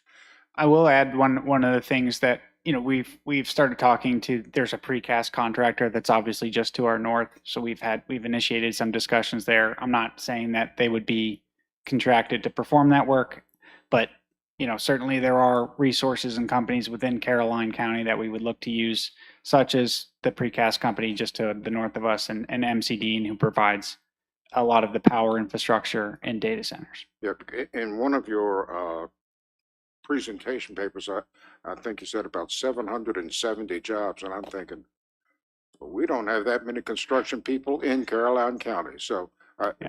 For clarity, they're going to be coming from all over. Yes. All right. And just for the record, we don't mind future proffer request amendments. So just keep that in mind if you will. But I'll touch on that in a bit. At any rate, at this point, I'm going to turn it over to my fellow commissioners if they have any questions at this point. If not, we will be coming back. Tom, Yes. I have can I paraphrase your opening statement? Yes. So if I understood you correctly, you said that you were going to take this project from the first shovel of dirt to completion, correct? That is our intent. That's your Yes. intent. And that was your intent in Carmel Church, correct? Correct. And that didn't happen. No, it did not. Okay. The water usage, you said the average household, if I'm correct, I may have misheard you because the air conditioning in the background, you said the average household used about 1,500 gallons of water a day? No, no. One of our buildings will use 1,500 gallons of water per day. Okay, The EPA quotes 350 gallons per household a about day. 300 Yeah. is what the EPA, okay. I just want to make sure that I didn't mishear you. So that's about 548,000 gallons of water a year. You're better give or take. at quick math than I am. added it up. Yeah. I was taking good notes. Yeah. So Abayo wants to be a good partner with Caroline County, Mhm. but if you don't take this project to start to finish, then you're really not a partner. You're just kind of speculating. I certainly understand that sentiment. We do our best to take it from day one to operating, Sure. but that doesn't always occur. But is that the intent with this particular project? Because I thought that was the intent with the last project. It is. There circumstances came up that were beneficial to us certainly, but we thought beneficial to the county as well. The company that took us out there is a large scale infrastructure company with a global footprint who owns their own construction outfits. So we thought that would be a beneficial move, but I understand your point, and I can't say that we will absolutely take this from right now until operation, but that is our intent. Okay. And the company that bought it is out of Spain, I believe. Is that correct? Yes, it's a Spanish company. Do we know when they're going to start? I do not know when they're going to start. So it's going to be foreign owned. Yes. Thank you. What I will say there is they have contracted with Rappahannock for the power, and that cost tens of millions of dollars that they had to expend. So I can only assume that they are working diligently to get that project up and running by the time the power is delivered. I mean, one of my big concerns is still, and I think that I asked Craig, the power. I mean, I know that you pointed out the purple lines from here and there, but Mhm. it's still nowhere near where you are. And it's still going to impact the residents of Caroline County one way or another. Correct. Yeah. Yes. I don't want to belittle that in any No. way, shape, or form. I'm just trying to put that map up. We just know where the power corridors are and where it's most likely to come from. Again, like the power timeline, I will stress, is going to take a long time. Right now, Dominion has told us that basically they've assigned power through 2031. And so we can only hope to get within that timeline, but we're in the queue. We're working with Rappahannock. We're working with Dominion to try to get more clarity, but it's a long time horizon to get the power. 6 or 7 years is a long time. Yes. And in all fairness, Dominion Electric is not sharing where they intend to put the lines or if they've even made a final decision at this point. No, to be honest, they're so backed up, they haven't studied it yet. That's what we've paid a substantial deposit for them to go do. But it used to take 9 months to get that study back, and now we're hearing it's going to be a multi-year process to get that study back. And that's not your fault. That's not ADP's fault or any other developer who wants to put in a data center. That's just the nature of the beast. That's just due to the amount of power applications and the technical nature of delivering on those power applications that Dominion's trying to work through. Thank you. So I have a couple of quick questions. ma'am. Well, first of all, comment I thought the presentation was good. We don't usually get this much information. So you did a good job on that. Thank you. ma'am. You said 1,500 gallons a day per building, and you're starting out with one, you're asking for approval for one building? Our GDP shows one building and then a future development area that will Shows accommodate up to four more? up to 4 more, correct? yeah. Okay, yeah, because I'm sure you're already aware, water is a big concern. Don't currently draw off a river. We don't have a reservoir. If you had thrown in a few words like air cooled, I would have lit up a little better. Okay. Because water is a big, concern for us right now. Yeah. And second thing is, Just to be abundantly clear, whatever the language needs to be to say air cooled closed loop, we will adjust it to accommodate. if I Yeah. had more clarity on that, I could, understand it a little better. Perhaps Ms. Cosby could help me with that, because she usually explains those things to us. The other one is, as you keep hearing over and over, the electricity is a big concern with these data centers. I know we all use data when we're just piling it into those data centers, so it's got to go somewhere. All this that we're storing, and we're not always deleting it. Yeah. So it's going somewhere. It's not going in a cloud. Yeah. It's going to a data center. But the power, still there's questions about the power. Will it impact somebody else's property? Will it impact somebody's electric bill? I know Dominion has said they may start charging the public for these things to build these lines. So if we could just, when we get more clarity on the water and the power lines, because a lot of it that you presented is attractive. I know the area, I know, and towards some data centers, but water and electricity, I think we still need to resolve some things. Understood. Mr. Chairman? Yes, sir, Mr. Young. Okay. Welcome back, Tom. Thank Good you. to see you. Great presentation. With your water considerations, wouldn't you be able to use gray water as well? We would. My understanding from the Public Utilities Commissioners that it would not be available. That it's all spoken for at the moment. But that's something we would consider if it was available. If it's available now, but if it's available in the future, you still could use it. Yes. Okay. All right. Because we have a major consideration about Bowling Green, water coming to Bowling Green, and where's that water going to go after the fact? So, good point. Thank you. You mentioned contractors, employees, jobs.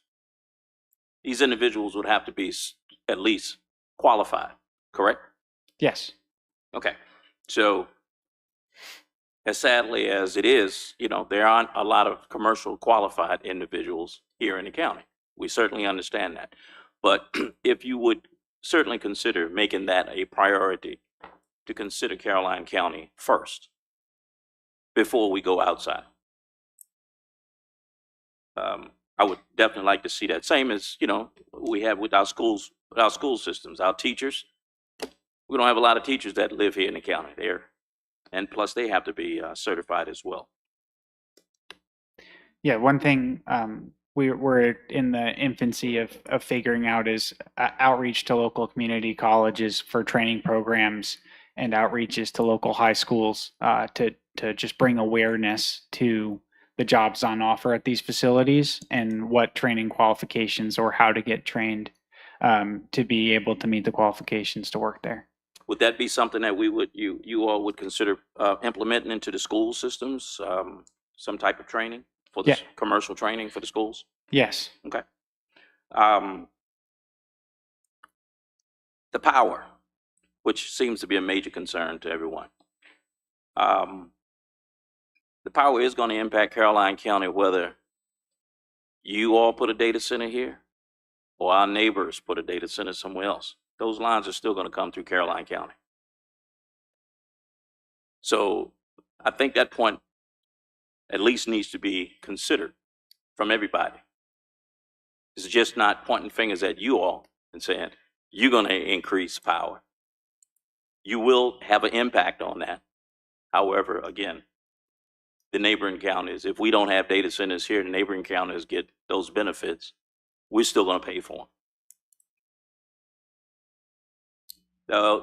And also, you know, the cost of power is going to continue to go up for our residents. On the flip side of this, I've talked to quite a few constituents in the Woodford area, Sparta, 1 or 2 in the Port Royal area, as well as my area, Ruther Glen and Dawn. A lot of individuals are concerned about, one, lack of infrastructure, lack of opportunities in their areas. Have you all considered, what would you consider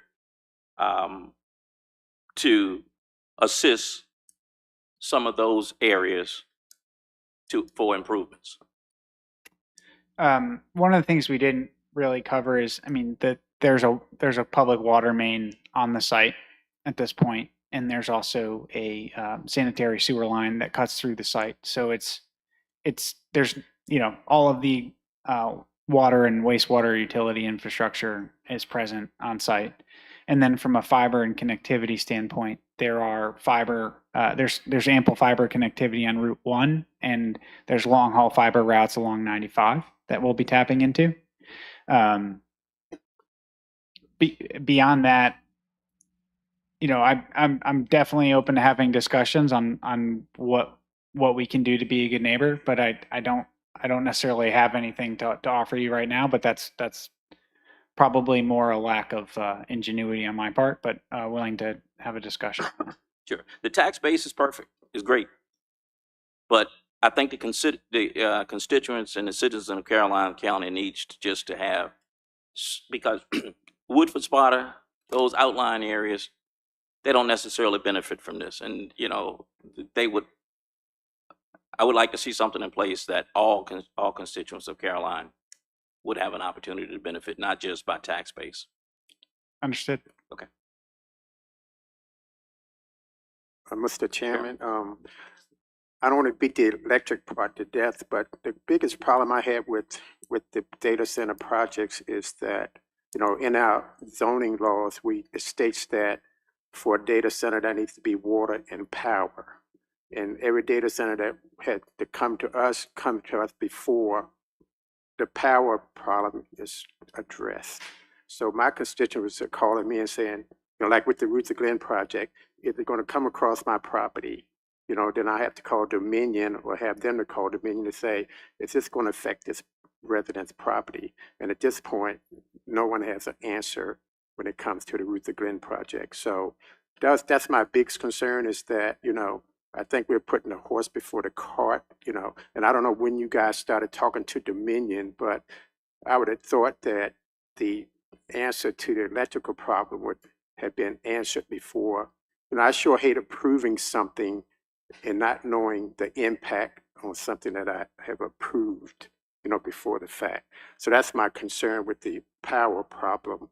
On the water, I know you got an average of 1,500 gallons a day. So what is the max? I know that's an average, but what would be the impact? What is your biggest, I guess, volume of water uses a day? And the biggest uses are the water and wastewater fixtures, your bathroom toilets, your sinks, your showers. So that's the bulk of the 1,500. We could use up to 4,000, but that's principally due to irrigation. So, you know, 1,500. Well, so basically irrigating the vegetation around the site bolsters that up to the 4,000 on a day where that's running. And again, we're offsetting that by capturing rainwater, holding it in tanks, and using that for the irrigation portion. The other water consumer in the building is humidification. So with the air conditioners running on a hot summer day, there will be potentially a few hundred gallons needed for humidification within the data halls to keep it from growing too low. Now, I know with AI now, it's hard to be sure what you're seeing, whether it's true or not, but I saw a video today of a resident in Northern Virginia standing on his back porch with a data center behind his deck or porch with wood in front of it. And he had one of those decibel meters and he was testing it. But you could also, I could hear through my computer the sound from that data center. So, you know, I know what the regulations are, but I mean, you could still hear it. And I know, like when I go to the car wash, that's car wash up there from your site, I can't hear the interstate at that car wash. So for them to say that the 95 is going to impact the sound that's coming from the data center, I find that hard to believe. But although I can still, you know, based on that video, I could still hear sound come from that data center. And also I was sent today that due to the increase of temperature with all the hot days, someone sent me some information that they were forced to run the generators more so during this hot weather streak than normal. So is that typical? On the generator side, that's something that Virginia doesn't allow, but other states are requiring, in certain cases, load shedding. So in the event that the power grid becomes very constrained in super high use cases in the summertime, they could ask a data center to power up the generators to cool its own facility, but that's not allowed here, and Rappahannock wouldn't allow us to do it if the state were to allow us to do it. Okay, and then just one comment. You know, the car wash there is about 3/4 of a mile or so from I-95, and that is why we want to put the first buildings all the way in the campus. But acknowledge your point. It's something you would hear if you were adjacent to it, certainly, but we would be obviously below the regulated decibel level. Okay, so which one of those 5 buildings would be closest? Which residence on that? There are area residences. How far would I'm that trying to- closest one be from any residence? So this would be the outwardmost building here. It's a few hundred feet between there and the closest residence in this. There's a block of homes here. And then one of the things we've done here and is shown is the generator building. In the event that they do run, we're putting on the opposite side to make sure that that sound isn't generated towards the area of the homes when they do run. So, But it is a few hundred feet. so a few hundred feet from the closest residence from one of those sites locations. Yes. Okay, so how long is it a build out for one building to complete one? From shovel in the ground to energization is about 18 months. Okay, so after you built the first building, is there a way to start build out on the other 4 at the same time, or are we going to stretch 5 buildings out for 10 years? So the phasing will most likely be we get allocated the 300 megawatts of power, and then we will build the campus in such a manner that the earthwork starts, the first building starts, and each subsequent building lags by approximately 3 months. That would be the fastest built condition if Rappahannock and Dominion can get us 300 megawatts of power. But if they can't get us 300 megawatts of power, we would build at that rate for whatever number of buildings was sufficient for that power. So, for example, if it was half of that, we would build 2 of those buildings, the first one taking approximately 18 months, the second one lagging by the quarter, and the remainder not being built until we got the additional power. And I think I need one clarification. Ms. Cosby, unless I misinterpret you, and maybe our attorney for the county needs to, but unless I misinterpret you, when you stated that based on the proffers that this property could only house a horticultural business under the current proffers, so I guess I don't know if our legal, so if we're saying that if nothing changes here, we don't vote on the change of the proffers for that area, that the only thing that could be there would be a horticulture business? Yes. If the property is not rezoned, then it would still be subject to the current M1 conditional zoning, and I believe that proffers a GDP that limits the development on that property. Okay. Mr. Pennington, didn't you tell us what could go on that property earlier? Weren't you saying what's allowed to be on that property right now? So the county attorney is correct that GDP from 1995 is proffered. It could be used for other M1 uses, but it could only be developed in accordance with the GDP from 1995. The horticulture manufacturing facility was basically 2 buildings, and then the rest of the land was used for mulch manufacturing and things like that. So you could do any M1 use on the property as long as you only needed those buildings, those 2 buildings, and the rest of the land as open. So you could do some M1 uses on the property without changing the proffers, but it would severely limit the property. So while I have you up here, do we have, so this facility is saying 1,500 gallons a day per building. Do we have any statistics on what did the horticulture use per day, or what would another M1 use per day? I don't have any data on the horticulture use, but from previous hearings with the Public Utilities Department, 1,500 gallons is about a Sheetz or McDonald's. So Sheetz or McDonald's uses that much water per day. Okay, thank you. I think I have one more question, not for you, Mr. Pennington. So the liaison that would be working in conjunction with the site bill or whatever, would he be local, ready, accessible? So if we say we had a traffic issue or any other issue at the site, it wouldn't be somebody that's in Atlanta that's going to call and try to handle something over the telephone? No, the proffer requires them to be local Okay. and with a publicly listed phone number and email. And I'm done for now, I think, Mr. Chairman. I'm done. Anyone else? All right, ladies and gentlemen, we're going to take a 15-minute break. When we come back, we will start the public hearing. We will stand in recess.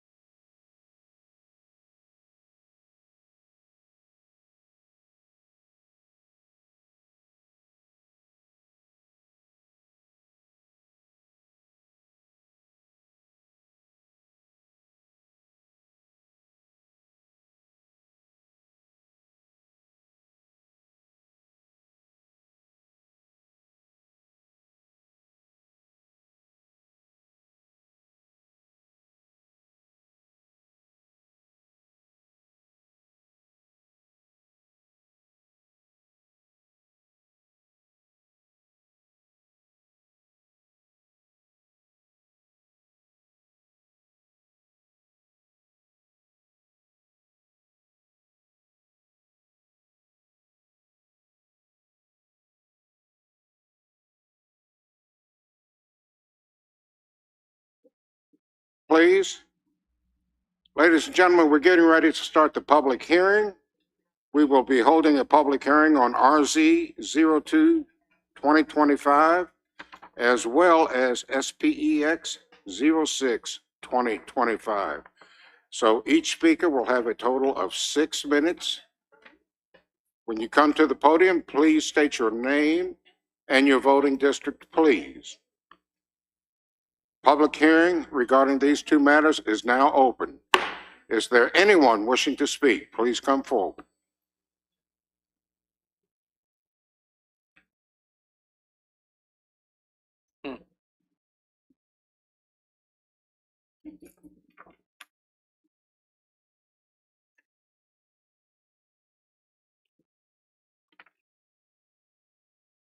Good evening. My name is Carrie Clark. I live in the Madison District. I live in Lake Caroline in Ruther Glen.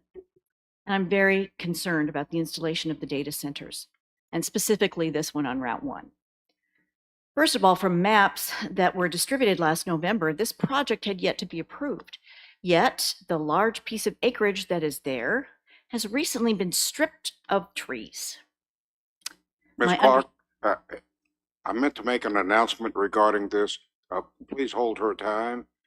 The property that was mentioned as having been stripped is actually the Airy property, which is south of this location. This piece of property has not been That does not align with the map that I got last November. well, maybe Mr. Pennington can clarify this situation. Yes, the subject parcel was cleared about 3 years ago. About a month ago, the Airlie property, which is shown on the south side of the subject property, where the blue shading is M1. They had a timbering project that started about a month and a half ago, where they completely cleared the 182 acres through a forestry permit. And so that's the property on Route 1. This property doesn't touch Route 1. And so the clearing happened on the property south of this. Thank you for the clarification, sir. Thank you. I didn't know that. I thought that it was the same one. From the map that I had, it looked that way. Yes, ma'am. Your time may resume. All right, thank you. Second, of course, you've discussed this. There's a problem with adequate water in Caroline County. And from Forbes Online last September, in an interview, Harry Wilson, a senior analyst at global research firm Verdantix, said that research shows data centers are now the 10th largest water consumers in the U.S. Wilson added the average mid-sized United States data facility uses 300,000 gallons of water every day, and a staggering percentage of these data centers are in areas with highly stressed watersheds where demand for water exceeds natural supply. And this certainly defines the situation we face here in Caroline County. Yes, they want to use a closed system. Allegedly, it will use 1,500 gallons a day. Unfortunately, it could use 4,000 gallons a day. Now, this is certainly a lot less than what's been going on, but that's still a tremendous amount of water, especially when you have 5 buildings using it. And that concerns me a great deal. I don't want my lake to be drained. I don't want the water table to be disturbed. Third, I'm concerned about the tremendous amount of electrical power that you've discussed, that this and the other data centers will drain from our power grid. Artificial intelligence is becoming more in demand. CBS reports online that AI searches use 10 times more electricity than normal internet searches, according to a study from the Electrical Power Research Institute, which is a nonprofit organization. The same article also quotes Mark Wolf, executive director of the National Energy Assistance Directors Association. Most data centers rely on the nation's electrical grid for energy, meaning it will be American ratepayers who pick up the tab. That means higher electricity bills for everyday households. RPA, the Regional Plan Association of New York, New Jersey, and Connecticut, states that by 2028, data centers could consume up to 12% of total electricity in the United States, up from 4.4% in 2023. That's nearly a 300% increase in just 5 years. So even if they do get the initial amount of electricity that they need, these facilities are going to need much, much more as the years go by. And we're going to get stuck paying to get that in there. Fourth is the noise and light pollution. We've been assured that this is not a problem, but many people living near data centers report glaring lights at night and noise 24/7. Furthermore, there are too many variables in this proffer. There are too many things. Well, we want to kind of do that, or we might change it to do this. That worries me quite a bit.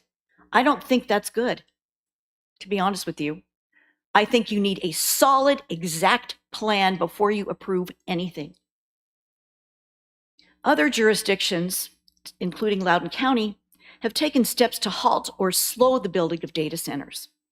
I would like to see a moratorium on new permits until we can assess the impact of the ones that are already going in, the Matamede, Bazaar, and Ladysmith centers, before going forward with more.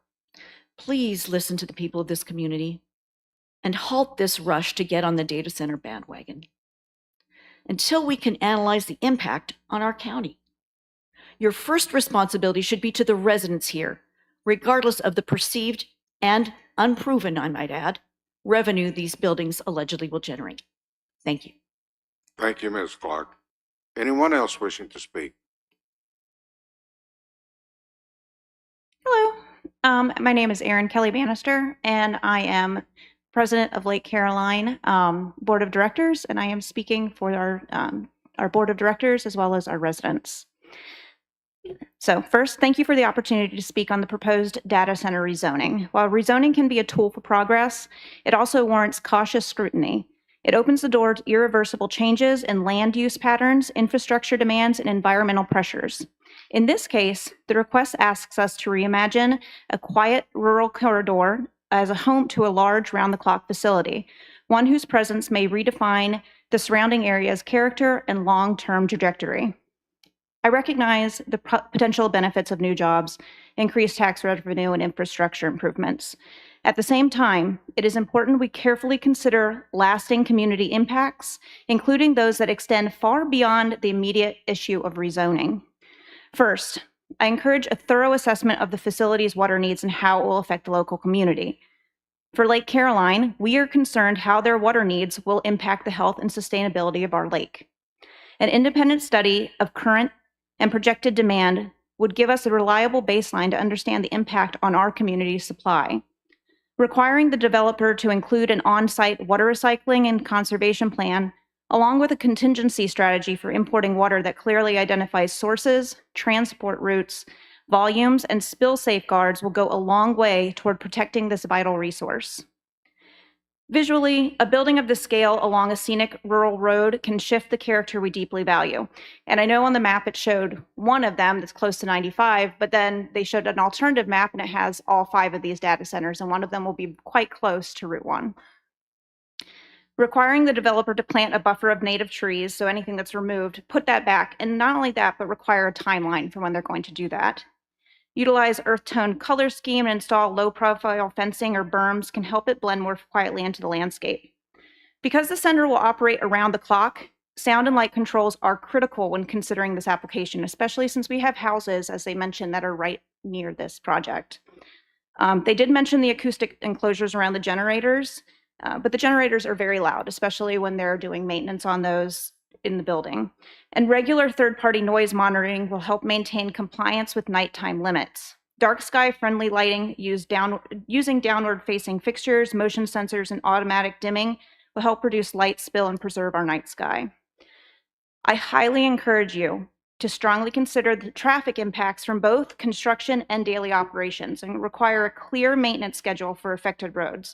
Additionally, they mentioned like they would get whatever VDOT recommended, but I'm wondering if that's what they recommend and therefore they don't have to pay a certain amount, which in that case, if a light would go there to benefit the residents who live in that area, requiring them to cover that cost, I think that would be something we should consider. Stormwater management must be robust to minimize runoff and ensure proper infiltration to protect our land and water. And at the end of the facility's life cycle, a detailed decommissioning plan will ensure responsible site restoration. To support long-term transparency, I recommend creating public forums or forming an advisory committee so the community can stay engaged throughout the project. Holding the developer accountable for clearly communicating the items mentioned earlier will help ensure residents feel informed, respected, and able to understand the project's true impact. Finally, ensuring the costs do not negatively impact residents in any way. Ensure the developer is covering all their additional costs. I know that it's been mentioned power becomes an issue for residents. Why are we not requiring them to cover that and make sure that's not negatively impacting residents? That said, I also urge the board to give full consideration to the option of denying this rezoning request. While economic incentives are real, this project may not align with the long-term vision our community holds for this area. The scope, intensity, and permanence of such a facility raises valid concerns about environmental stewardship, traffic burdens, and irreversible changes to our rural landscape and lifestyle. Denial is not a rejection of progress. It is a proactive affirmation of community values and priorities. I trust the board will weigh these concerns carefully and make a decision that reflects both responsibility and long-term benefit to the people who live here. Thank you for your time and continued commitment to our community's well-being. Thank you. Thank you, ma'am. Anyone else wishing to speak?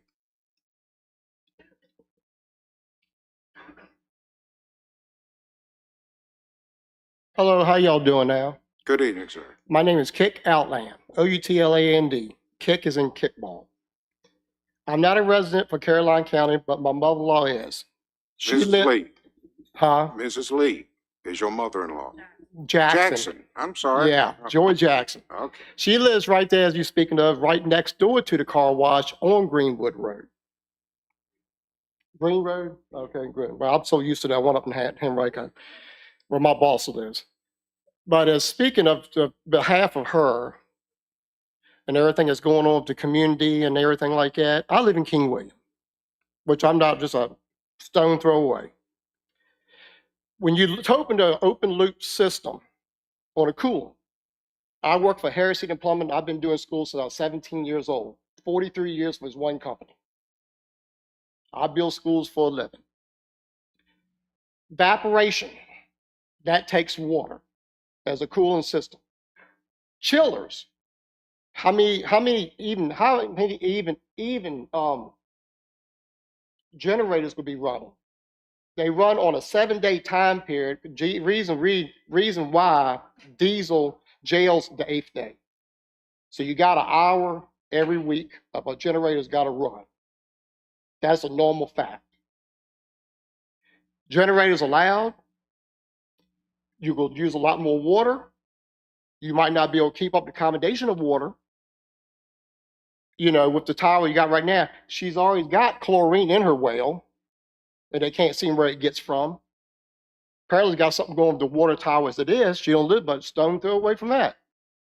Not including y'all built the water tower, got a dump on it. Now, y'all got a company from Spain who'll sit there and spend a lot of money and everything from it, which is fixing. It's nice. Considering right down the road right there, we already got an Eiffel Tower. I know y'all know what I'm speaking of. Now, you'll sit there and want to do this. It's fine and dandy. I understand the need the money for the county and everything like that.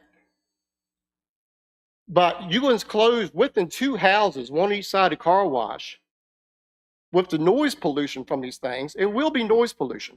You get ready to put a so-called 2-story building, which will end up being 3-story with the canopy up and make it look a little fancy and everything. What y'all gonna do, bring 100-year oaks and plant them around it for the 100-foot buffer? It's gonna come this way from 95. These people resident around here, they're used to 95 noise. But they're not gonna be used to the considering humming noise from this thing going. And then it's a data center. Data center takes 100% cooling, 24/7, 365, 1/3 days a year. I was taught in school, that's what it is. It's going to take a lot of water resource. If your water resource can't do it, guess what comes on? All your generators at once. Now, my concern is, does she have any say? Does their family have any say? My wife was raised there. Do they have any say about the noise pollution of anything going? Can they come back and say something to y'all later? Or just say, no, hell no, it's wiped out. Excuse my French. you know, the ladies here worry about the water and everything from Caroline, Lake Caroline, and everything like that. I understand that. You know, Hanover's having a hard enough time getting water just for Kings Dominion and everything. The only way to get rid of loss of, I built the rise there.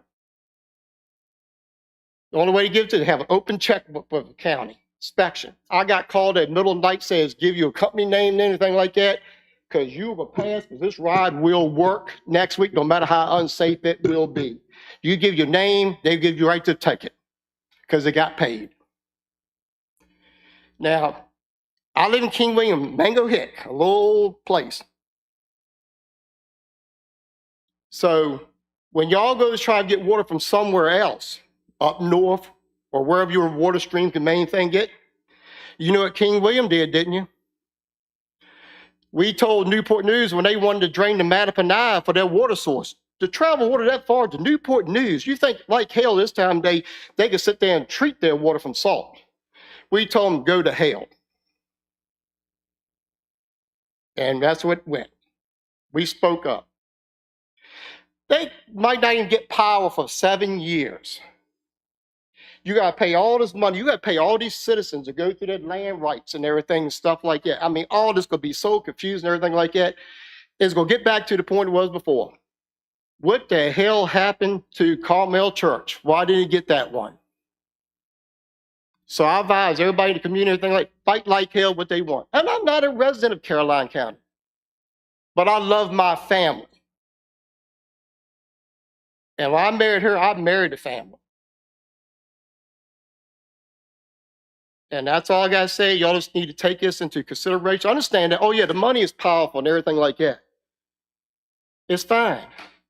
But as I know, y'all been around this place a long time, and I have too. I was raised in Richmond. With your cooling system you will have, there ain't no difference. Your ass is going up there to 95 South and seeing DuPont and all the nice little steam and everything going on. So I appreciate my time, and hell, I used up all the minutes. So, but thank you all very much, and y'all have a good night. You too, sir. Thank you. Anyone else wishing to speak? Good evening, Darren Smith, Madison District. I also live in Lake Caroline. I have quite a few years working in facilities for the federal government, and some of the presentation, though accurate in what was displayed, was lacking actually data and real information. The closed loop system they discuss uses glyco. It's a very toxic chemical. It cools water.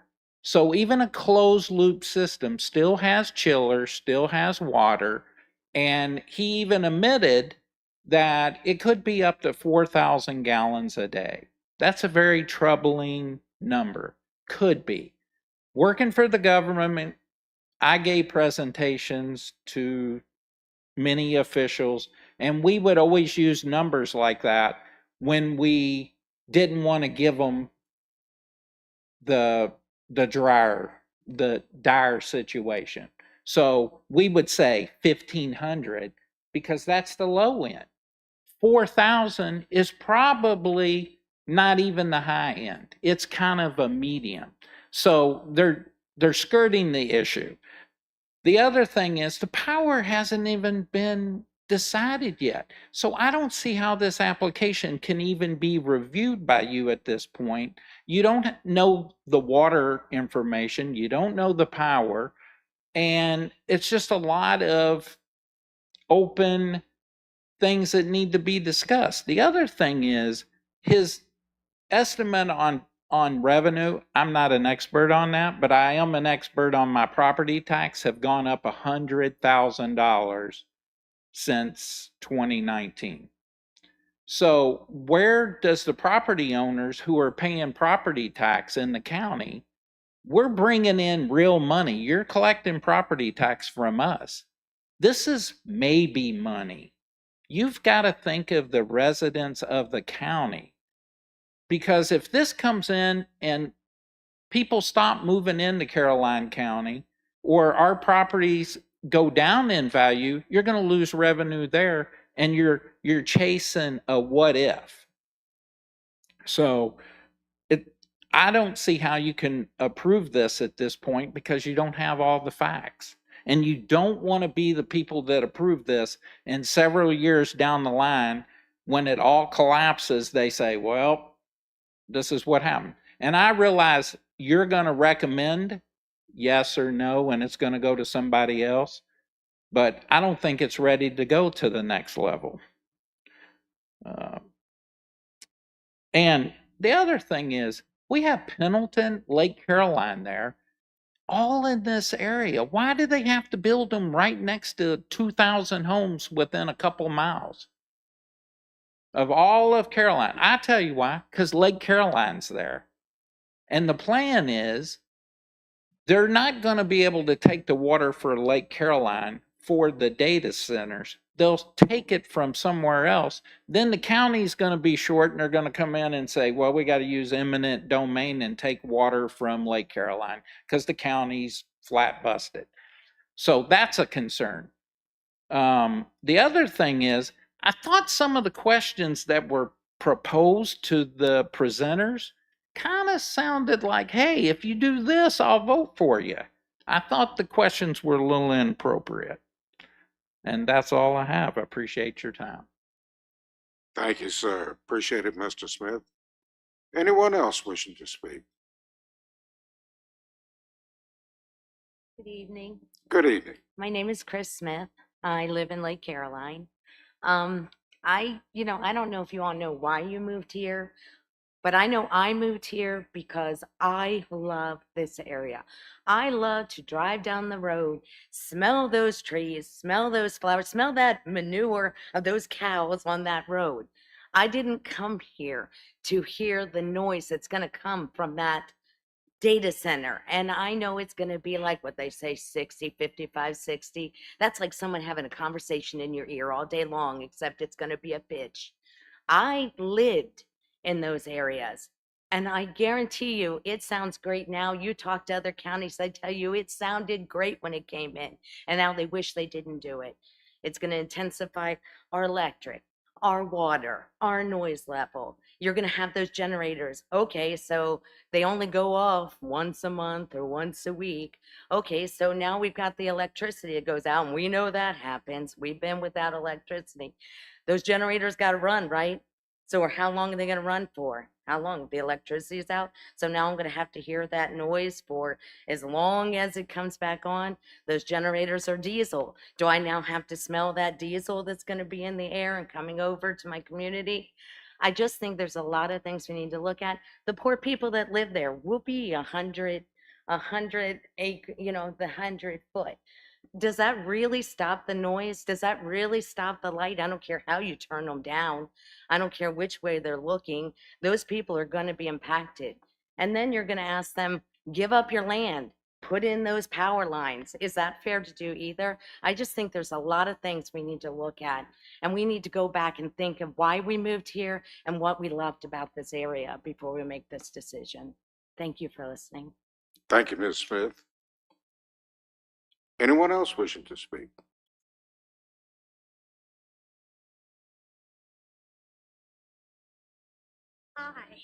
Hi, my name is Anne. My mother lives next door in between the car wash and what's proposed that we're looking at.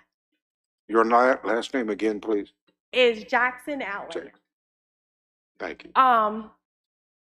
When it came time to build the car wash, we know the county has to move forward. No one step foot in the way. We were there. We said, hey, the county's got to move forward. We're not going to complain. We were told 8 o'clock, it's going to close. It's sold. It's open 24/7. She has a noise ordinance. She has lights. We call the non-emergency number. We're told Caroline County doesn't have a noise ordinance. Now you're going to put a data center in her backyard. Yes, they're going to build all the way to Interstate 95, but they're coming forward if they stay the 6 years. that it's going to take them to get electricity, and they don't sell out like they did at Carmel Church. So who is the one being affected? Who is the one sitting in the county paying taxes? Who's the one saying, please, before you pass this, yes, the county has to move forward, but at what cost? Are we really moving forward? Or are we taking a step back?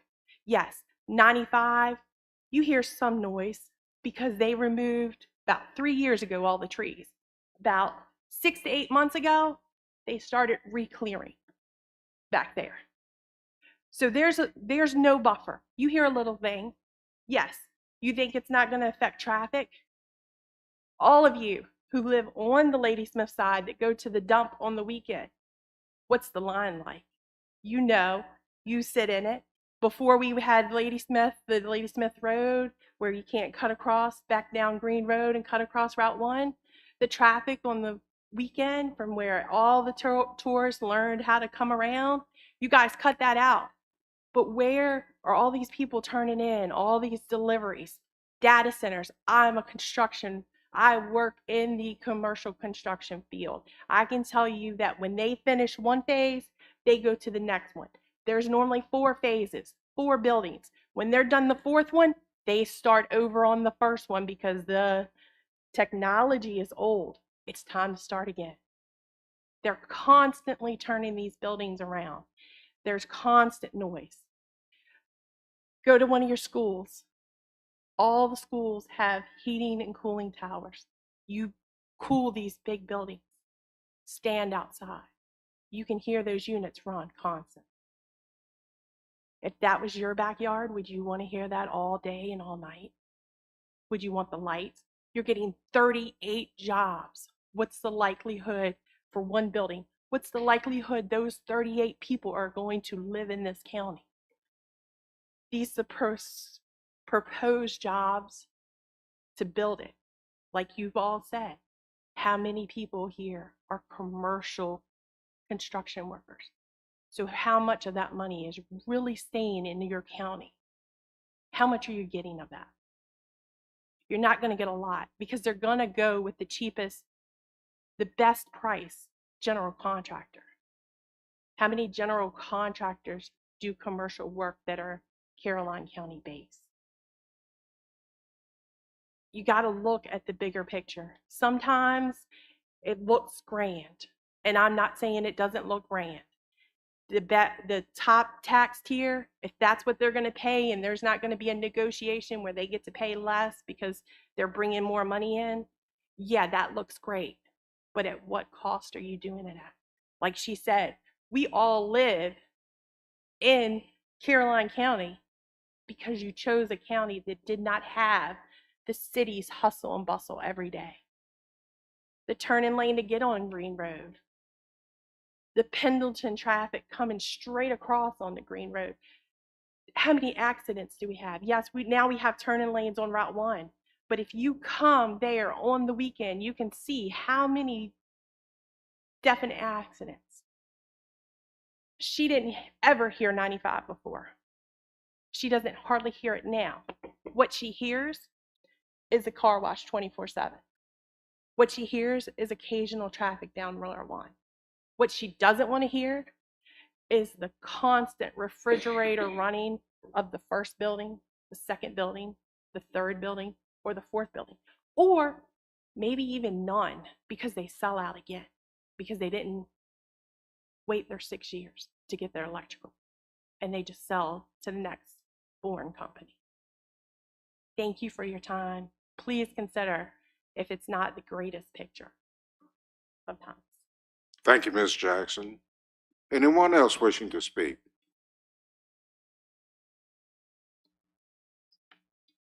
Hello, good evening. My name is Dee Foreman. I'm in the Madison district. I live in Lake Caroline. When I heard the presentation this evening, what I heard as a homeowner is, and a landowner in this county,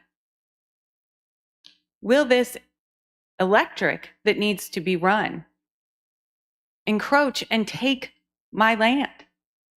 Maybe. Will this proposal raise my electric rates at my home? Maybe. There was not a definitive answer. You could vote for something this evening that would allow our land to be taken.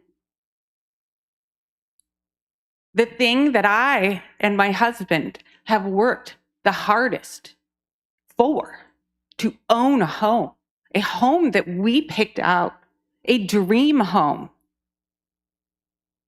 You all have the ability to say a company could take our land for this proposal? You also have the ability to vote for a company to raise my electric rates?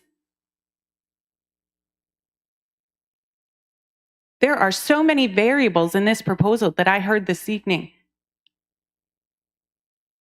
that make me question how that could even be possible. How is that growth? How is that good? I work in the mental health field. I'm a licensed clinical social worker in the state of Virginia. Every day at the end of my day, I have to make sure I have made the correct decisions to keep individuals safe, to keep their families safe. I have to make sure I can put my head on the pillow at night so no one gets hurt. The same goes for you today. You will make a decision that it could allow families in this county to get hurt. Our land could be taken. Our electric rates can be raised. I hope you will be able to put your head on the pillow this evening. Thank you. Thank you, ma'am. Anyone else wish to speak?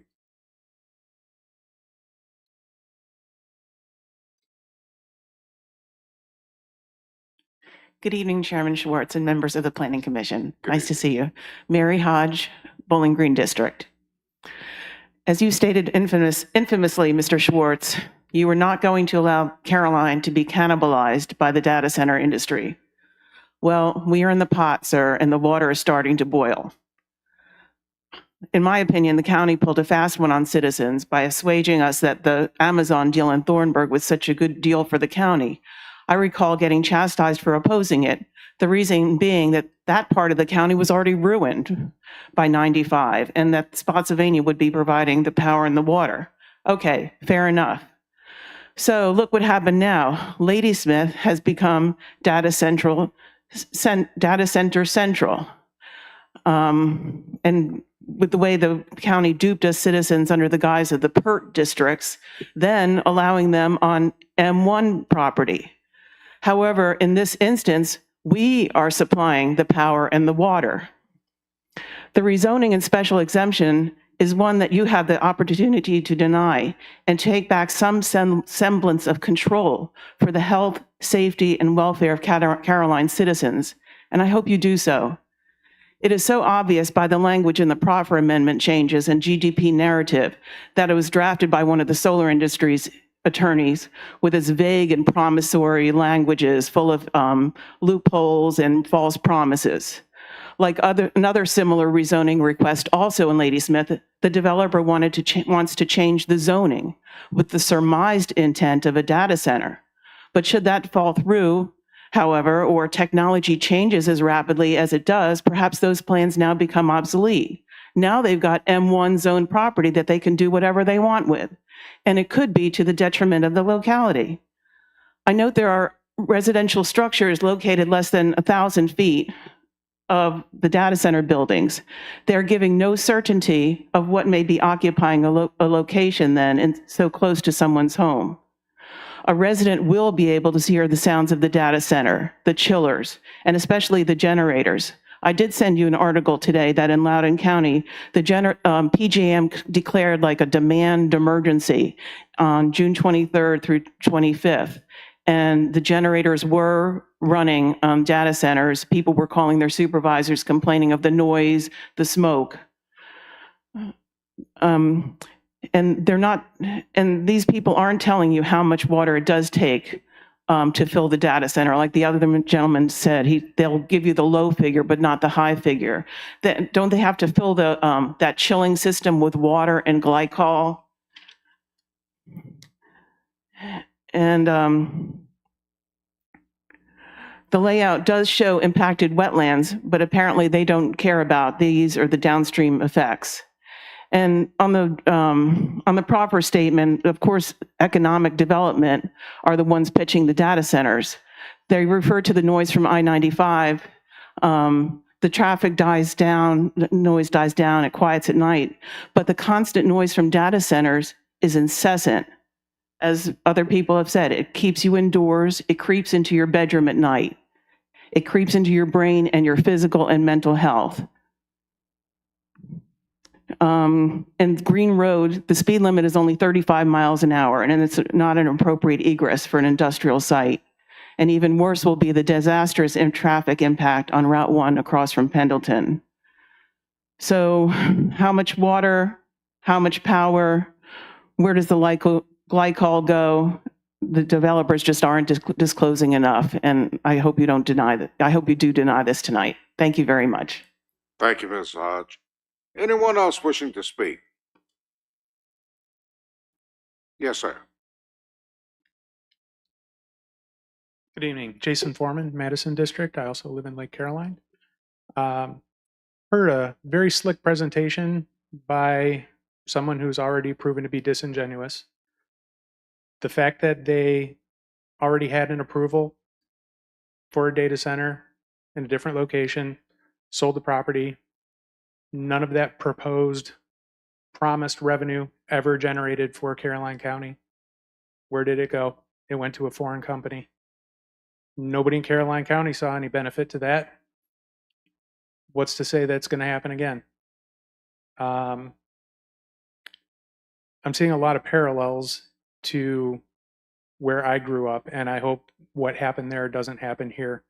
I'm from a small town in Illinois called Plainfield. When I grew up, we had 3 grade schools, 1 junior high, 1 high school. Today, there are over 20 elementary schools, 7 junior highs, 4 high schools. You know what happened? Progress happened. The data center is the new distribution center. Same thing is going to happen here. All the distribution centers that they built with the promise of economic windfalls that never came. You know what did come? Low-paying jobs, drugs, crime, heavy traffic, noise pollution, no money. Same thing could happen to Caroline County, and I would hate to see that happen. Thank you. Thank you, sir. Anyone else wishing to speak?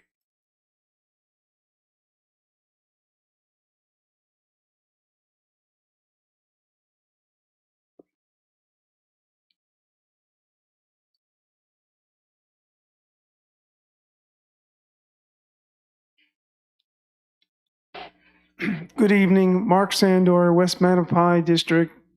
Mr. Chairman, Commissioners, it's evident from the discussions and comments made tonight that there is quite a bit of concern from citizens as to the direction this county is going to take. And it's obviously not going to be something that's going to be quickly decided or should be lightly looked at. I think there is a need for much more emphasis and look and focus on what direction this county should go. In that regard, I'd like to say that there is a strong need for more information to be presented to the citizens of this county, and probably should be a citizen advisory committee on data centers so that we're not reacting on the last minute. And additionally, many of the applications in the past have had these NDA agreements that really go against the transparency and sunshine that we expect to have in government. So I would definitely suggest that there should be no NDAs executed in regard to this applicant and all future applicants. Let the public know what's going on well in advance so we can make informed decisions about what the future of this county should be. We all came to Caroline County because we wanted a certain lifestyle, and we don't want to see that dramatically changed. The other thing I'd like this commission to consider is for these applicants, there should be performance bonds attached so that 5, 10, or 15 years from now, when the current facility is now obsolete because technology has evolved, that we, the taxpayers, aren't saddled with a situation where the site has to be rehabbed or redeveloped, and now we're also looking at hazardous materials that have to be disposed of. Put a bond requirement on the performance bond so that we're not left holding the bag. And regarding this specifically tonight, how can you approve an application that is right now just pure speculation? There is no water, there is no power connection. Dominion Energy would have to increase, one estimate I read shows that Dominion Energy would have to increase their power generation capability by over 25% to satisfy all the demand for data centers. Now, one can only hope that the State Corporation Commission does the right thing and requires these corporate carpetbaggers to have to pay the full load, not just for transmission lines, which can be $4 to $5 million a mile, but also for the power generation plants that can cost well over $1 billion. It's just not fair for working families to have to see their electric bills go up 50, 60 or more dollars a month. That's all I have to say, and please think carefully and not vote for a project right now that really could be non-existent. Thank you so much. Thank you, sir. Ladies and gentlemen, I'm going to make one announcement. The two presenters tonight do not and did not have the authority to authorize the sale of the previously mentioned property. That was well above their corporate head. My second statement is this. We are going to conduct ourselves as ladies and gentlemen, and derogatory terms and referring to anyone will not be tolerated. With that, is there anyone else who wishes to speak? Anyone else who wishes to speak? Final call. Anyone else wishing to speak? Seeing and hearing no one. Yes, ma'am.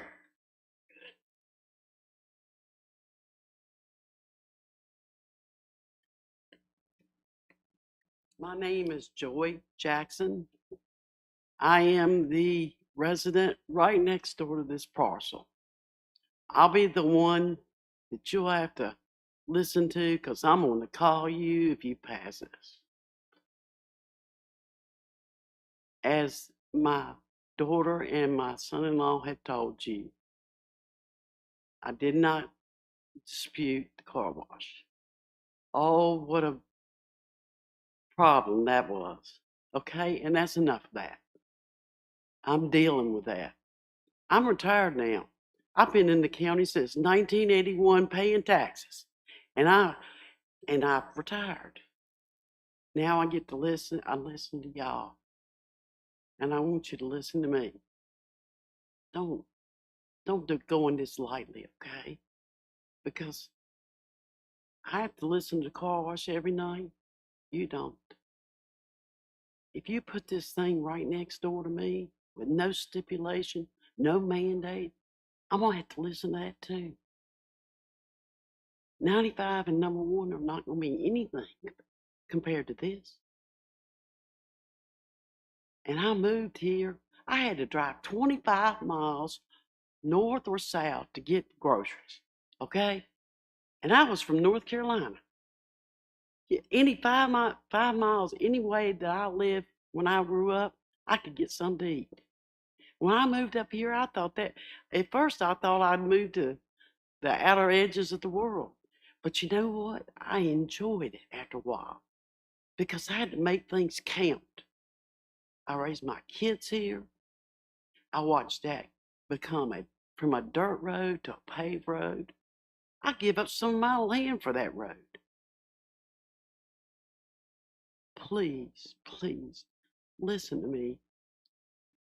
Don't let them do this to you. Everybody, it looks good on paper. It always has. But what comes down to it is, I've already seen that one parcel go from woods that I couldn't hear 95 to the last thing that was in there, and I could hear everything on 95.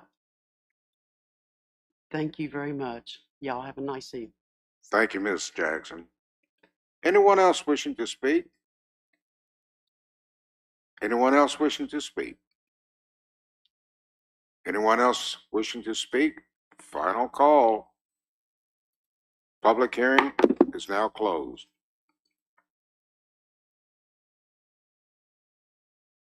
Ladies and gentlemen, this commission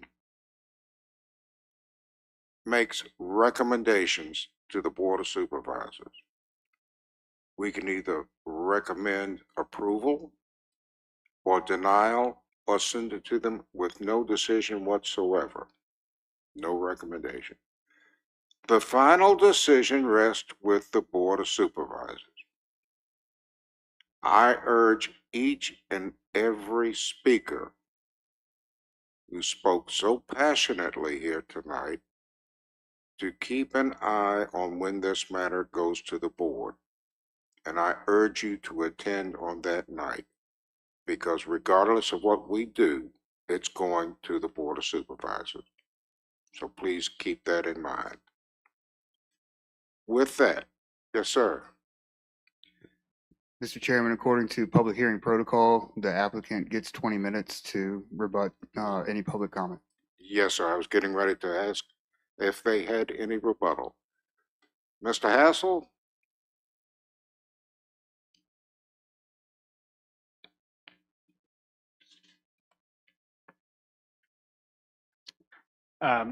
Again, just want to thank everybody for coming out tonight. I am trying to listen. I want to make sure we develop a project that is good for the county. And I just wanted to address a couple points. I know we covered a lot of things. And I guess the power question is a tough question, right? Like I said, you need 100-foot wide right of way between existing power infrastructure and the site. What I will say is we liked this site to start off with because it is in an industrial corridor, at least on paper. I know that there are residences adjacent and it's not perfect. But to the south is a fully entitled M1 property. To the north is a precast company, so they make large precast concrete members. It's an industrial use. And then to the north of that is a marine vehicle maintenance facility. And there are limited sites, right? And so we did a lot of diligence on where would make the most sense and where we thought it could work. And we worked with the county to do so, namely the Economic Development Department. And we came to this one. And so it's zoned M1, and obviously we need these proffers, and everybody, and obviously data center developments need to be taken into deep consideration. But I wanted to provide some color on how we landed on the site. And then I did want to say, for clarity, we will be using, and we can make the proper language reflect it, a closed loop non-evaporative, so no evaporation to the atmosphere cooling system. The pipes do get loaded.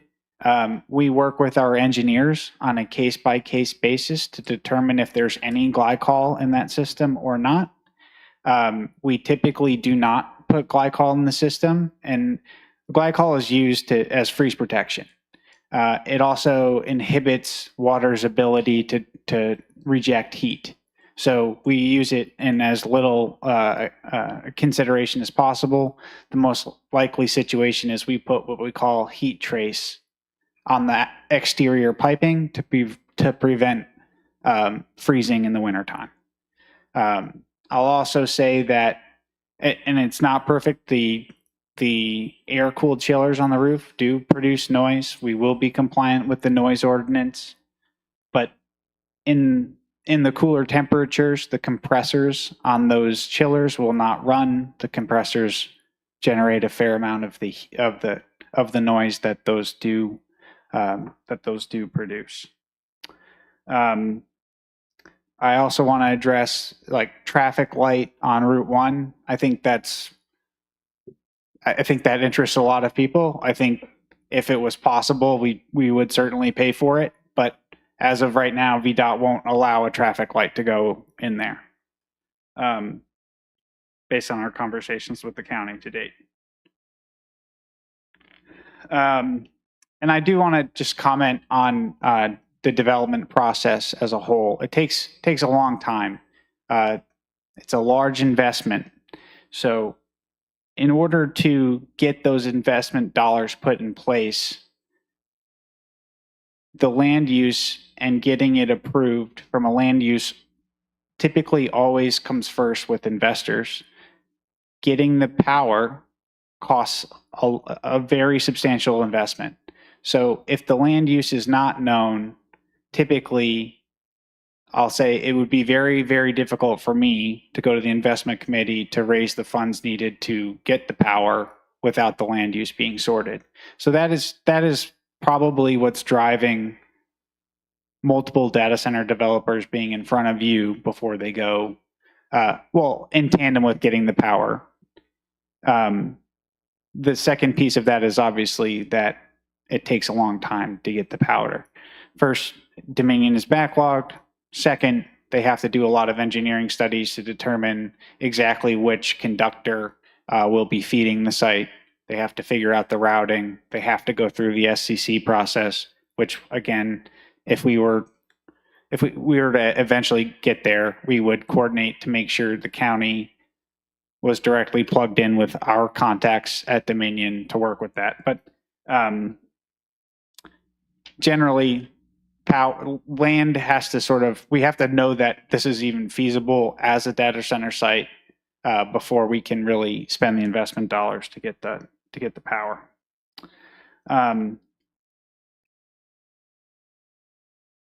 Only a couple other small comments. This site will not use well water. It will use the county's water system. We've discussed the demand numbers with the Public Utilities Commissioner, and they've expressed that the volumes that are required for us are not of concern. I also want to express that the difference between the 1,500 and the 4,000 shown is irrigation. And like I said, we are trying to mitigate that with on-site rainwater capture and using that for irrigation purposes. And I can provide to the county our studies. Basically, it shows you the flow rates per employee and flow rates per faucet per toilet that people can view.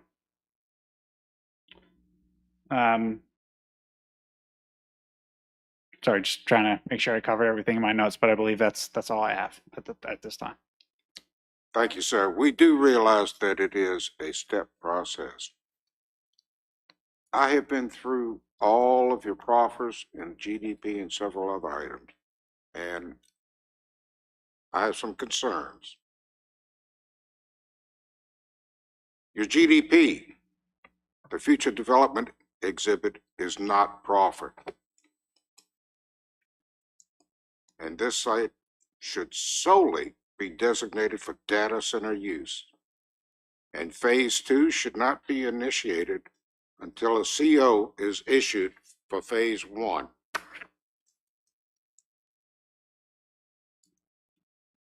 Environmental impact.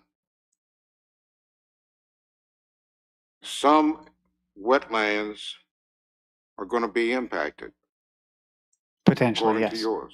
Most likely. Now, how are you going to mitigate that? Because if you disturb wetlands, you've got to replace them with something. So where are you going to do that? That's correct. So for the wetlands that we do take, we will have to get a permit from the Army Corps of Engineers to take them. And then the Army Corps, depending on the acreage, the type, basically requires us to pay a credit towards an existing wetland improvement project that is approved by the United States, by the Corps of Engineers.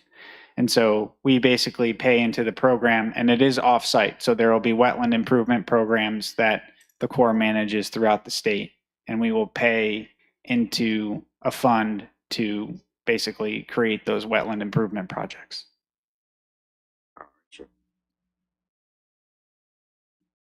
The public utilities, we've already discussed ad nauseum the power supply. No one knows where it's going to come from unless God sends a bolt of lightning down. So that's a no-go. That's nothing that you can answer. Now let's discuss the proffers themselves. Your land use conception plan. Now, while staff is generally supportive of that, Section B depicts a future development area that could be used for other by right uses under an M1 zoning. Hear me out? Yep. Please. I think you must commit to what type of development, and it should be data center specific only. And I think that should be a proffer. Your land use regulations. Staff is not supportive of this proffer because it allows more intense development.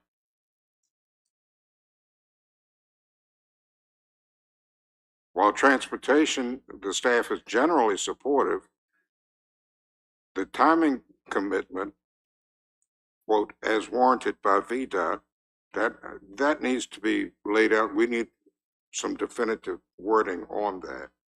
VDOT should be involved in that, in my opinion, and that's where I'm coming from.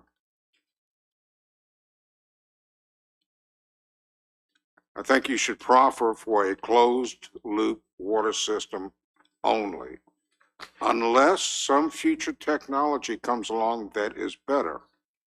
In other words, an open loop system should not be considered at all. On your open space, while staff is generally supportive of it, we need a commitment for the type and height and timing of landscaping. 6, 7, 8, and 9 have been deleted. 10, 11, 12, and 13, staff is supportive. Your road assessment and repair, while staff is generally supportive, the word unequivocally, they say could be problematic in the future and should be removed. I would highly recommend that wording be removed. Reimbursement for third-party contractors. Staff is not supportive because it only applies to inspections, and the cap of $100,000 may not be sufficient. So I think that needs to be addressed. The rest of it, the public liaison and the general development schedule, staff is supportive of. I would highly recommend that you and your council discuss these matters with the planning department and come to a consensus. And the reason is, if we make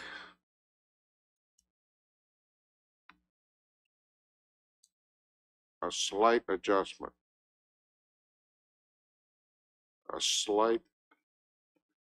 give an inch, take a mile type thing. If we give a little in the future, not that it's planned, but in the future, it could work out to something that is detrimental for the county completely. So I think if we nail these items down, in my opinion, and my fellow commissioners may have more. But in my opinion, before we move forward with this, we need to have these issues addressed. Understood. I mean, I don't want to go through one by one right now. There's a lot. Most of those are not. Most of those we can talk through, and I think it would make sense that at this point for me to talk about the specific language with staff. Yes, sir. Fellow commissioners, anyone else? Dr. I Horton. had a couple of questions. So, yeah, and I would concur. I'd like to see some details more explicit. And of course, you would work with staff on that and then come back to us. Can you tell me, and some of this may have been mentioned, again, how often the generators have to run in order to stay up to standards, and what fuel they're using? Yes. So each generator we will run during sort of normal business hours, one at a time, 10 minutes every month. Okay. They will be running on diesel fuel. In cases where we can, we will buy hydro-treated vegetable oil and mix that with the diesel that has lower particulate emissions. That's not always available, but we will augment that when we can. And how many generators per building? 25. Okay, and so they are there to run the facility in case of a power outage. That's correct. Okay. And 4 of those will be redundant. So the mission critical nature of these facilities means you need the power to be up and running all of the time. So out of the 25 generators, 21 are needed to power the building. Oh, okay. Is there any statistics out there? Probably isn't at this point, but how much data each person uses that's stored at a data center, or somewhere at one of these data centers? Yeah, that'd be a great metric to have. I can't say that. Yeah, I don't think there's any. I'm just wondering. Yeah. Because the only way to stop data centers is to not use data anymore. Yeah. And I don't think that's going to happen. So I'm just wondering how much. Right, and there are multiple uses for data centers. The most common is cloud. So when you are saving a file on your computer, or your text history on your phone, or your photos on your phone and computer, the videos that you stream, medical data that's saved. Yeah, businesses store. Exactly. That's your big reason you have data center. Businesses store. Yeah, absolutely. The government stores. Yes, they store a lot. They're a big customer. The other use being AI, and AI is a growing demand, and they operate in a similar fashion. It's just they're computing. They typically go further out. One of the advantages of Caroline County and why you're seeing so many data centers is because the latency speed and time it takes data to travel between here and the world's largest internet hub in Northern Virginia is very low. So it's beneficial to have physical data stored near those internet exchanges. And so that's why you're seeing kind of the growth out of Northern Virginia into this region. I know, it's coming down 95. That's right. And I have some questions for Mr. Pennington, but they can wait. But before we close this out, some other people might have. I had one. So your company, I know you said you was involved in the hub down in Carmel Church. Yes. So are there any other data center facilities that your company has been involved in the state of Virginia that's operational or in the process of being built? We have one site in Farmville, and we have one site in Appomattox. So I asked this question to someone earlier this week, and I couldn't get an answer. So I know Northern Virginia is the data center capital of the world, but do you have any knowledge of how many data centers that have been built that don't have a tenant? And how many data centers are approved before they have a tenant? I posed that question to someone in Northern Virginia earlier in the week and I couldn't get an answer, but I was just curious as to, are there data centers in Northern Virginia that were built with no tenant? Because I know you said you was going to construct this, which I thought at one conversation, I thought you had told me that you didn't have a tenant, but in your remarks earlier tonight, you stated that you guys would build it out and then you would hire someone to run it. So that your company was still owns the data center, or are you leasing it out to somebody? Yeah, our model is we lease the capacity in the data center to a tenant, and we hire an operations team to physically run the facility. So we would own the physical building. We would lease out the power capacity to an end user like an AWS, an Oracle, a Google Cloud, etc. And then an operating company like JLL operates many, Salute operates many, would do the physical operations of the facility. And then in terms of tenant versus build, I don't have the numbers, and this is speculation, but typically the investment dollars for the physical construction of the facility won't flow until a lease is signed. So that's the most typical setup, but there are many dollars that need to flow before construction starts for power infrastructure, for long lead material that needs to be ordered in advance of the construction start. And so there's different investors that take different risks along the way, but most commonly, I don't know, there are so the vast majority have, as soon as they get the lease signed, then they can get the investment for the physical construction to occur.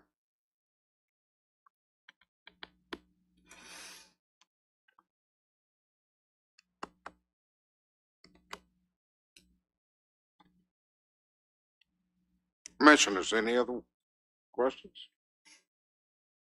She said she had some. Mr. Pennington, couple of quick questions. Thank you, Mr. Hassel. Thank you. Appreciate it. Thank you all. I appreciate your consideration. Yes, sir. Yeah, just to bring up some concerns that were brought up tonight. I know we have some noise ordinances, correct? I mean, we Yes. do have some. Yes. Okay. All right. Because I know it's brought up from time to time, so that we do have some noise ordinances in Caroline County. And we've only approved 2 data centers, correct? Us and the Board of Supervisors. At this time, yes, only At 2. this time, both are land border 95, one in the Thornburg area and one in the Carmel Church area. That's correct. Only 2 have been approved at this time that went through rezonings with the Planning Commission and the Board of Supervisors. However, there are 3 other data centers that got in under the by right designation in the Ladysmith area. Yeah, I know. Yeah. I mean, we're just trying to keep this thing under control. You know where Correct. I'm going with this. Tho- And just those answer any concerns. I know real estate taxes were brought up tonight because they are high. They're high everywhere, but the reason we have to consider businesses is because counties just don't get enough money from real estate taxes to pay for everything. So we're looking for businesses where we can get the most bang for our buck. So that's just a comment. That's not a question to you. But anyway, I want to make sure concerns are addressed. That's all I have for tonight. Mr. Penland, so technically there are 5 data centers that's going to come to Caroline because 2 were approved and 3 we have no recourse on. Is that correct? The 3 that are in the Ladysmith area, the site plans have not been approved yet. And so once the site plan is approved, it'd still be up to them to build. But there's 2 approved rezonings, the one at Thornburg, the one at Carmel Church, And then there's 3 by rights still in the site plan phase of the project. Which we wouldn't vote on because they're by right. Correct. But site plan has to come. All 3 have a site plan in at this time, but Yeah. they're not at the approval phase yet. Yeah, some things that, yeah. And I mean, I wish we had, there's been some good suggestions tonight, but some of the things we're limited by the state. Some of the things we can do, or we're limited by the state of Virginia.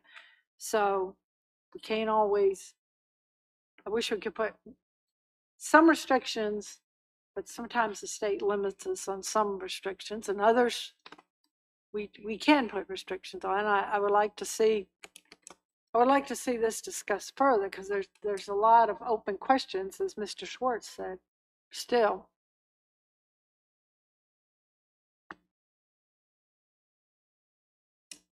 Anything further, commissioners? All right, Mr. Pennington, any and all matters. But before we get to any and all matters, you would need to motion on. Oh, wait a minute, that's right, we absolutely do. And we need 2 motions. Yes, sir. I'm getting a little premature, I'm sorry, it's late. I'm old and I'm not used to staying up this late. All right. Commissioners, RZ 02-2025, is there a motion? Chair, I would like to make a motion in denying the request, whereas rezoning request RZ 02-2025 for ADP Ladysmith Data Hub appears to be generally inconsistent with the goals and objectives of the comprehensive plan and future land use maps, and whereas the public necessity, convenience, general welfare, and good zoning practice warranted denial of the request, I recommend that RZ 02-2025 be forwarded to the Board of Supervisors with a recommendation of denial. Motion by Mr. Rollins, is there a second? Second. Second by Mr. Tingler.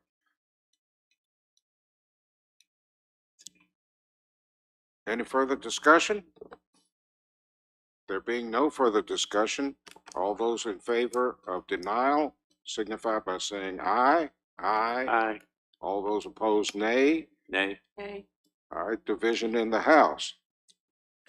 We will conduct a roll call vote. Mr. Rollins, for denial, yay or nay? Nay on the request, yay on the denial. You wish to deny, so you are a yes vote for denial, am I correct? That's correct. All right. Dr. Horton, No, only because I'd like to discuss it further. So no. the chair votes yay. Mr. Wood. And Mr. Young, Nay. and Mr. Tingler. Sorry? Yay. All right, 1, 2, 3. The vote is 4 yes for denial, 2 for no denial. Motion carries. This matter will be referred to the Board of Supervisors with recommendation of denial. All right, commissioners, there is also a special exception. And that is, let me find it again, I think I buried it. Yeah. Special exception 06-2025. Is there a motion? And to be quite honest with you, I think since the rezoning failed, then the special exception also has to fail. Is that correct? Technically, the special exception is for M1 property, and the property is currently M1. So I do think. So it falls on its own face. It would, I think, practically be tied to the rezoning, but a special exception would be possible on the property M1 if it were subsequently rezoned. So I do think action on the special exception is appropriate. All right, so we're gonna deny something that they already have, or approve something that they already have.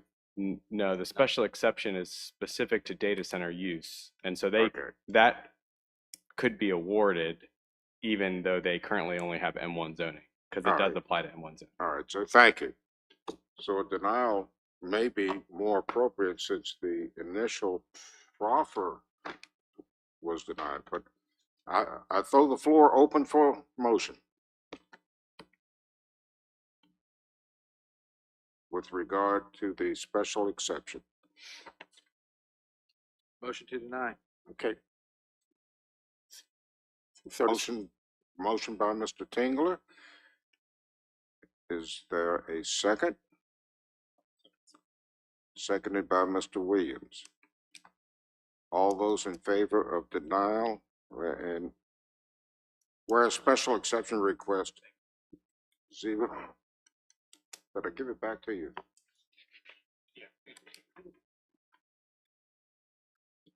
I told you it's late and I'm old. Whereas special exception request, SPEX 06-2025. 4, ADP Ladysmith Data Hub appears to be generally inconsistent with the goals and objectives of the comprehensive plan and future land use map. And whereas the public necessity, convenience, general welfare, and good zoning practices warrants the denial of this request, it has been recommended that RZ 06-2025 be forwarded to the Board of Supervisors with a recommendation of approval for denial. Yes, sir. And it should be SPX 062025, not RZ. I thought I said SPX, but didn't I? You said RZ. I told you I'm old and it's past my bedtime. That's why we helping. SPEX 06-2025. There is a motion and a second for denial. All those in favor of denial signify by saying aye. Aye. All those opposed, nay. Nay. All right. We have division in the House. Mr. Rollins, for denial, yay or nay? Yay. Dr. Horton, Nay. chair votes yay. Mr. Williams? And Mr. Young? Nay. And Mr. Tingler? Yay. Vote is 4-2 for recommendation of denial. This matter will be forwarded to the Board of Supervisors with the recommendation of denial. That concludes our business on this. Yes, sir. One additional item is the 2232 review. It was somewhat captured in the motion on the rezoning, but I just wanted to clarify that you all would still need to take action, I think, on that substantial accord determination for the proposed utility site. And that would be a motion to either find that that public utility facility proposed on the GDP is substantially in accord with the comprehensive plan or is not substantially in accord with the comprehensive plan. I'll make a motion under 2032 rule that it is not in substantial compliance. That's in the form of a motion. Is there a second? My paperwork on that. I don't want to vote on something I don't understand. I'm not sure that we have gotten any. Do we have any paperwork on? Is it including in this? I think it's a procedural. The 2232 is to state that the extension of public utilities is consistent with the comprehensive plan. The comprehensive plan designates this area as light industrial, and so the use is consistent with the comprehensive plan. So but we've still got to vote on, it's consistent with the comprehensive plan, but we still got to vote on. 15.2-2232 requires for any proposed public utility facility that the Planning Commission find that it is in substantial accord with the comprehensive plan, or find that it is not, and then that facility is not allowed. The applicant has proposed a public utility facility as part of their GDP, and so just so everything is together in one package, I would recommend that the Planning Commission either approve that proposed utility facility as substantially in accord with that comprehensive plan, or say that it is not, because the applicant then has an appeal right for that. Okay, I understand now. All right, well, given the fact that we have recommended denial on the proffers and the special exception, this is where it's clear as mud. And I've been on the Mississippi and it's muddy. But So we gotta say it is in compliance with the comprehensive plan or is not. Correct. And Mr. Pennington said it is.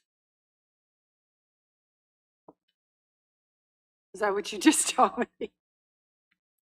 The utility component of the plan, this is a light industrial zoned area in our growth area.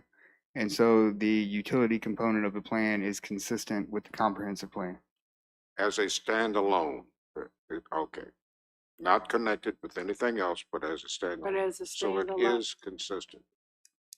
So, Mr. Chairman, I make a motion that we move forward, accept it as is. And I would second that. Any further discussion? Motion by Mr. Young, seconded by the chair. All I'm those sorry, in- Our just to attorney clear, needs to. just I'm to be sorry. clear, when you said you moved to accept it as is, I'm not sure what that means. That it is in compliance with, That the proposed substation would be substantially in accord with the comprehensive plan. yes. Okay. Okay, so it is in substantial compliance with the comprehensive plan as a standalone entity. In other words, it's not connected with anything else. Correct. But as a standalone. That is my motion. Yes. You can't, I already had. All right. Motion is made, properly seconded. I think everyone has an understanding of what the motion is. If not, please raise your right hand. I'm not sure. Because he said something But- about the attorney, Mr. Attorney, you said something about a substation. Did you say that? Correct. Their GDP shows a proposed public utility substation next to the proposed data center. That proposed public utility facility requires a separate approval or disapproval, distinct from the data center, distinct from the M1 rezoning. So if, because I don't understand if we denied the data center, because the only reason a substation would be put there would be if a data center was there. Is that correct? That's what they've proposed. Sounds like Pandora's box is opening up to me. Yeah. Do we have to make a recommendation?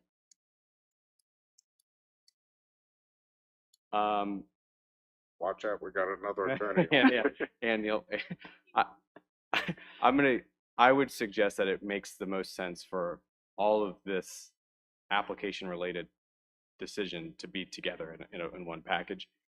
Technically, it can't be built without the approval. So if there's not an approval of it now, it just wouldn't be there. But I would recommend that it all go up together as one package. And that was part of my concern and why I was asking if it was a standalone, because you're splitting the baby at that point. So it's best to keep it all consistent. So I will withdraw my motion to approve. Your motion. I will make a new motion that we deny. I'm sorry, just to be clear, Mr. Young's motion still is on the floor, so if it still has the opportunity to receive a second until it doesn't. But Did you make that motion? Made that motion. You mentioned, do you wish to I stand behind. withdraw? You stand behind your motion? Okay. And what was your motion again? That was a while back. I believe the motion was to approve the substation, the utilities, to include the substation. Is there a second? Is there a second to Mr. Young's motion? There being no second, the motion dies for the lack of a second. I make a motion that we disapprove the approval for the comprehensive, or that it is not consistent with the comprehensive plan. Is there a second? Okay. Motion by the chair, seconded by Mr. Williams, that it is not consistent with the comprehensive plan. All those in favor to say that it is not consistent signify by saying aye. Aye. All those opposed, nay. Abstain. You can't abstain unless you've got a reason. My reason is I don't really understand the motion completely. Okay. Maybe Mr. Haviland can do it again. She's chomping at the bit. I figure it's my case, so I'll let Max off the hook. But the 2232, on the rezoning and the special exception, that's when the planning commission sits as an advisory body and you make a recommendation to the board, which you have.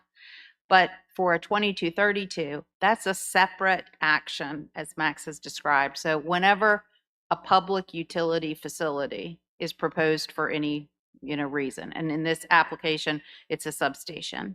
So before any public utility facility can be approved, the planning commission has to make this determination whether it's, the only question is this utility substantially in accord with the comprehensive plan? I think that's what Craig was getting to. And when you consider 2232s, it's your decision. It's not a recommendation. The board can overrule you, but it's the one instance where the planning commission actually, it's your decision. And so that's why it's still important for you to make that, because you've made recommendations on the applications and you've done that. So that'll go to the board. And so they can do whatever they're going to do. But you also separately have this 2232 only on the public utility. And so, so that's why it goes together. But just so you know that, so the board would act on the zoning, but unless you act up or down on the 2232, nothing could go forward. So I hope that makes a little bit more sense. So my question, It's a package deal. It is a package I deal. understand that part, but go ahead. yeah, I was gonna say, but my JD. question is, this substation doesn't just necessarily deal with data centers, correct? It could be with the future use of this property. Sure. My point It's is a that. determination that, is this substation that's on kinda- this site substantially in accord? That's Because kinda where the the board can wheels- do whatever the board wants to do, but unless and until it's got an approval from you just for the substation, you can't build the substation for anything, basically. Thank you. So I do think there was a motion, a second, and a vote with one abstention, which would be a valid vote. I think we just need to figure out under your rules of procedure going to the roll call as to what that was. And I think Mr. Young was the only nay vote. Correct. Okay. So by polling the commission, Mr. Young was the only nay vote. Dr. Horton abstained. The rest of the commission voted yes. Okay, thank you. Thank you. So we're good. Now, maybe Mr. Pennington can address any and all matters. We do not have any and all matters tonight, Mr. Chairman. Well, why not? All right, Chairman, sir. I make a motion that we adjourn to August 28th. There's a motion. Seconded by I will second that. Mr. Williams to adjourn until August 28th, 2025 at 6:30 p.m. All those in favor signify by saying aye. Aye. Ayes have it. Motion carries. This meeting is adjourned. Thank you, one and all. Yay.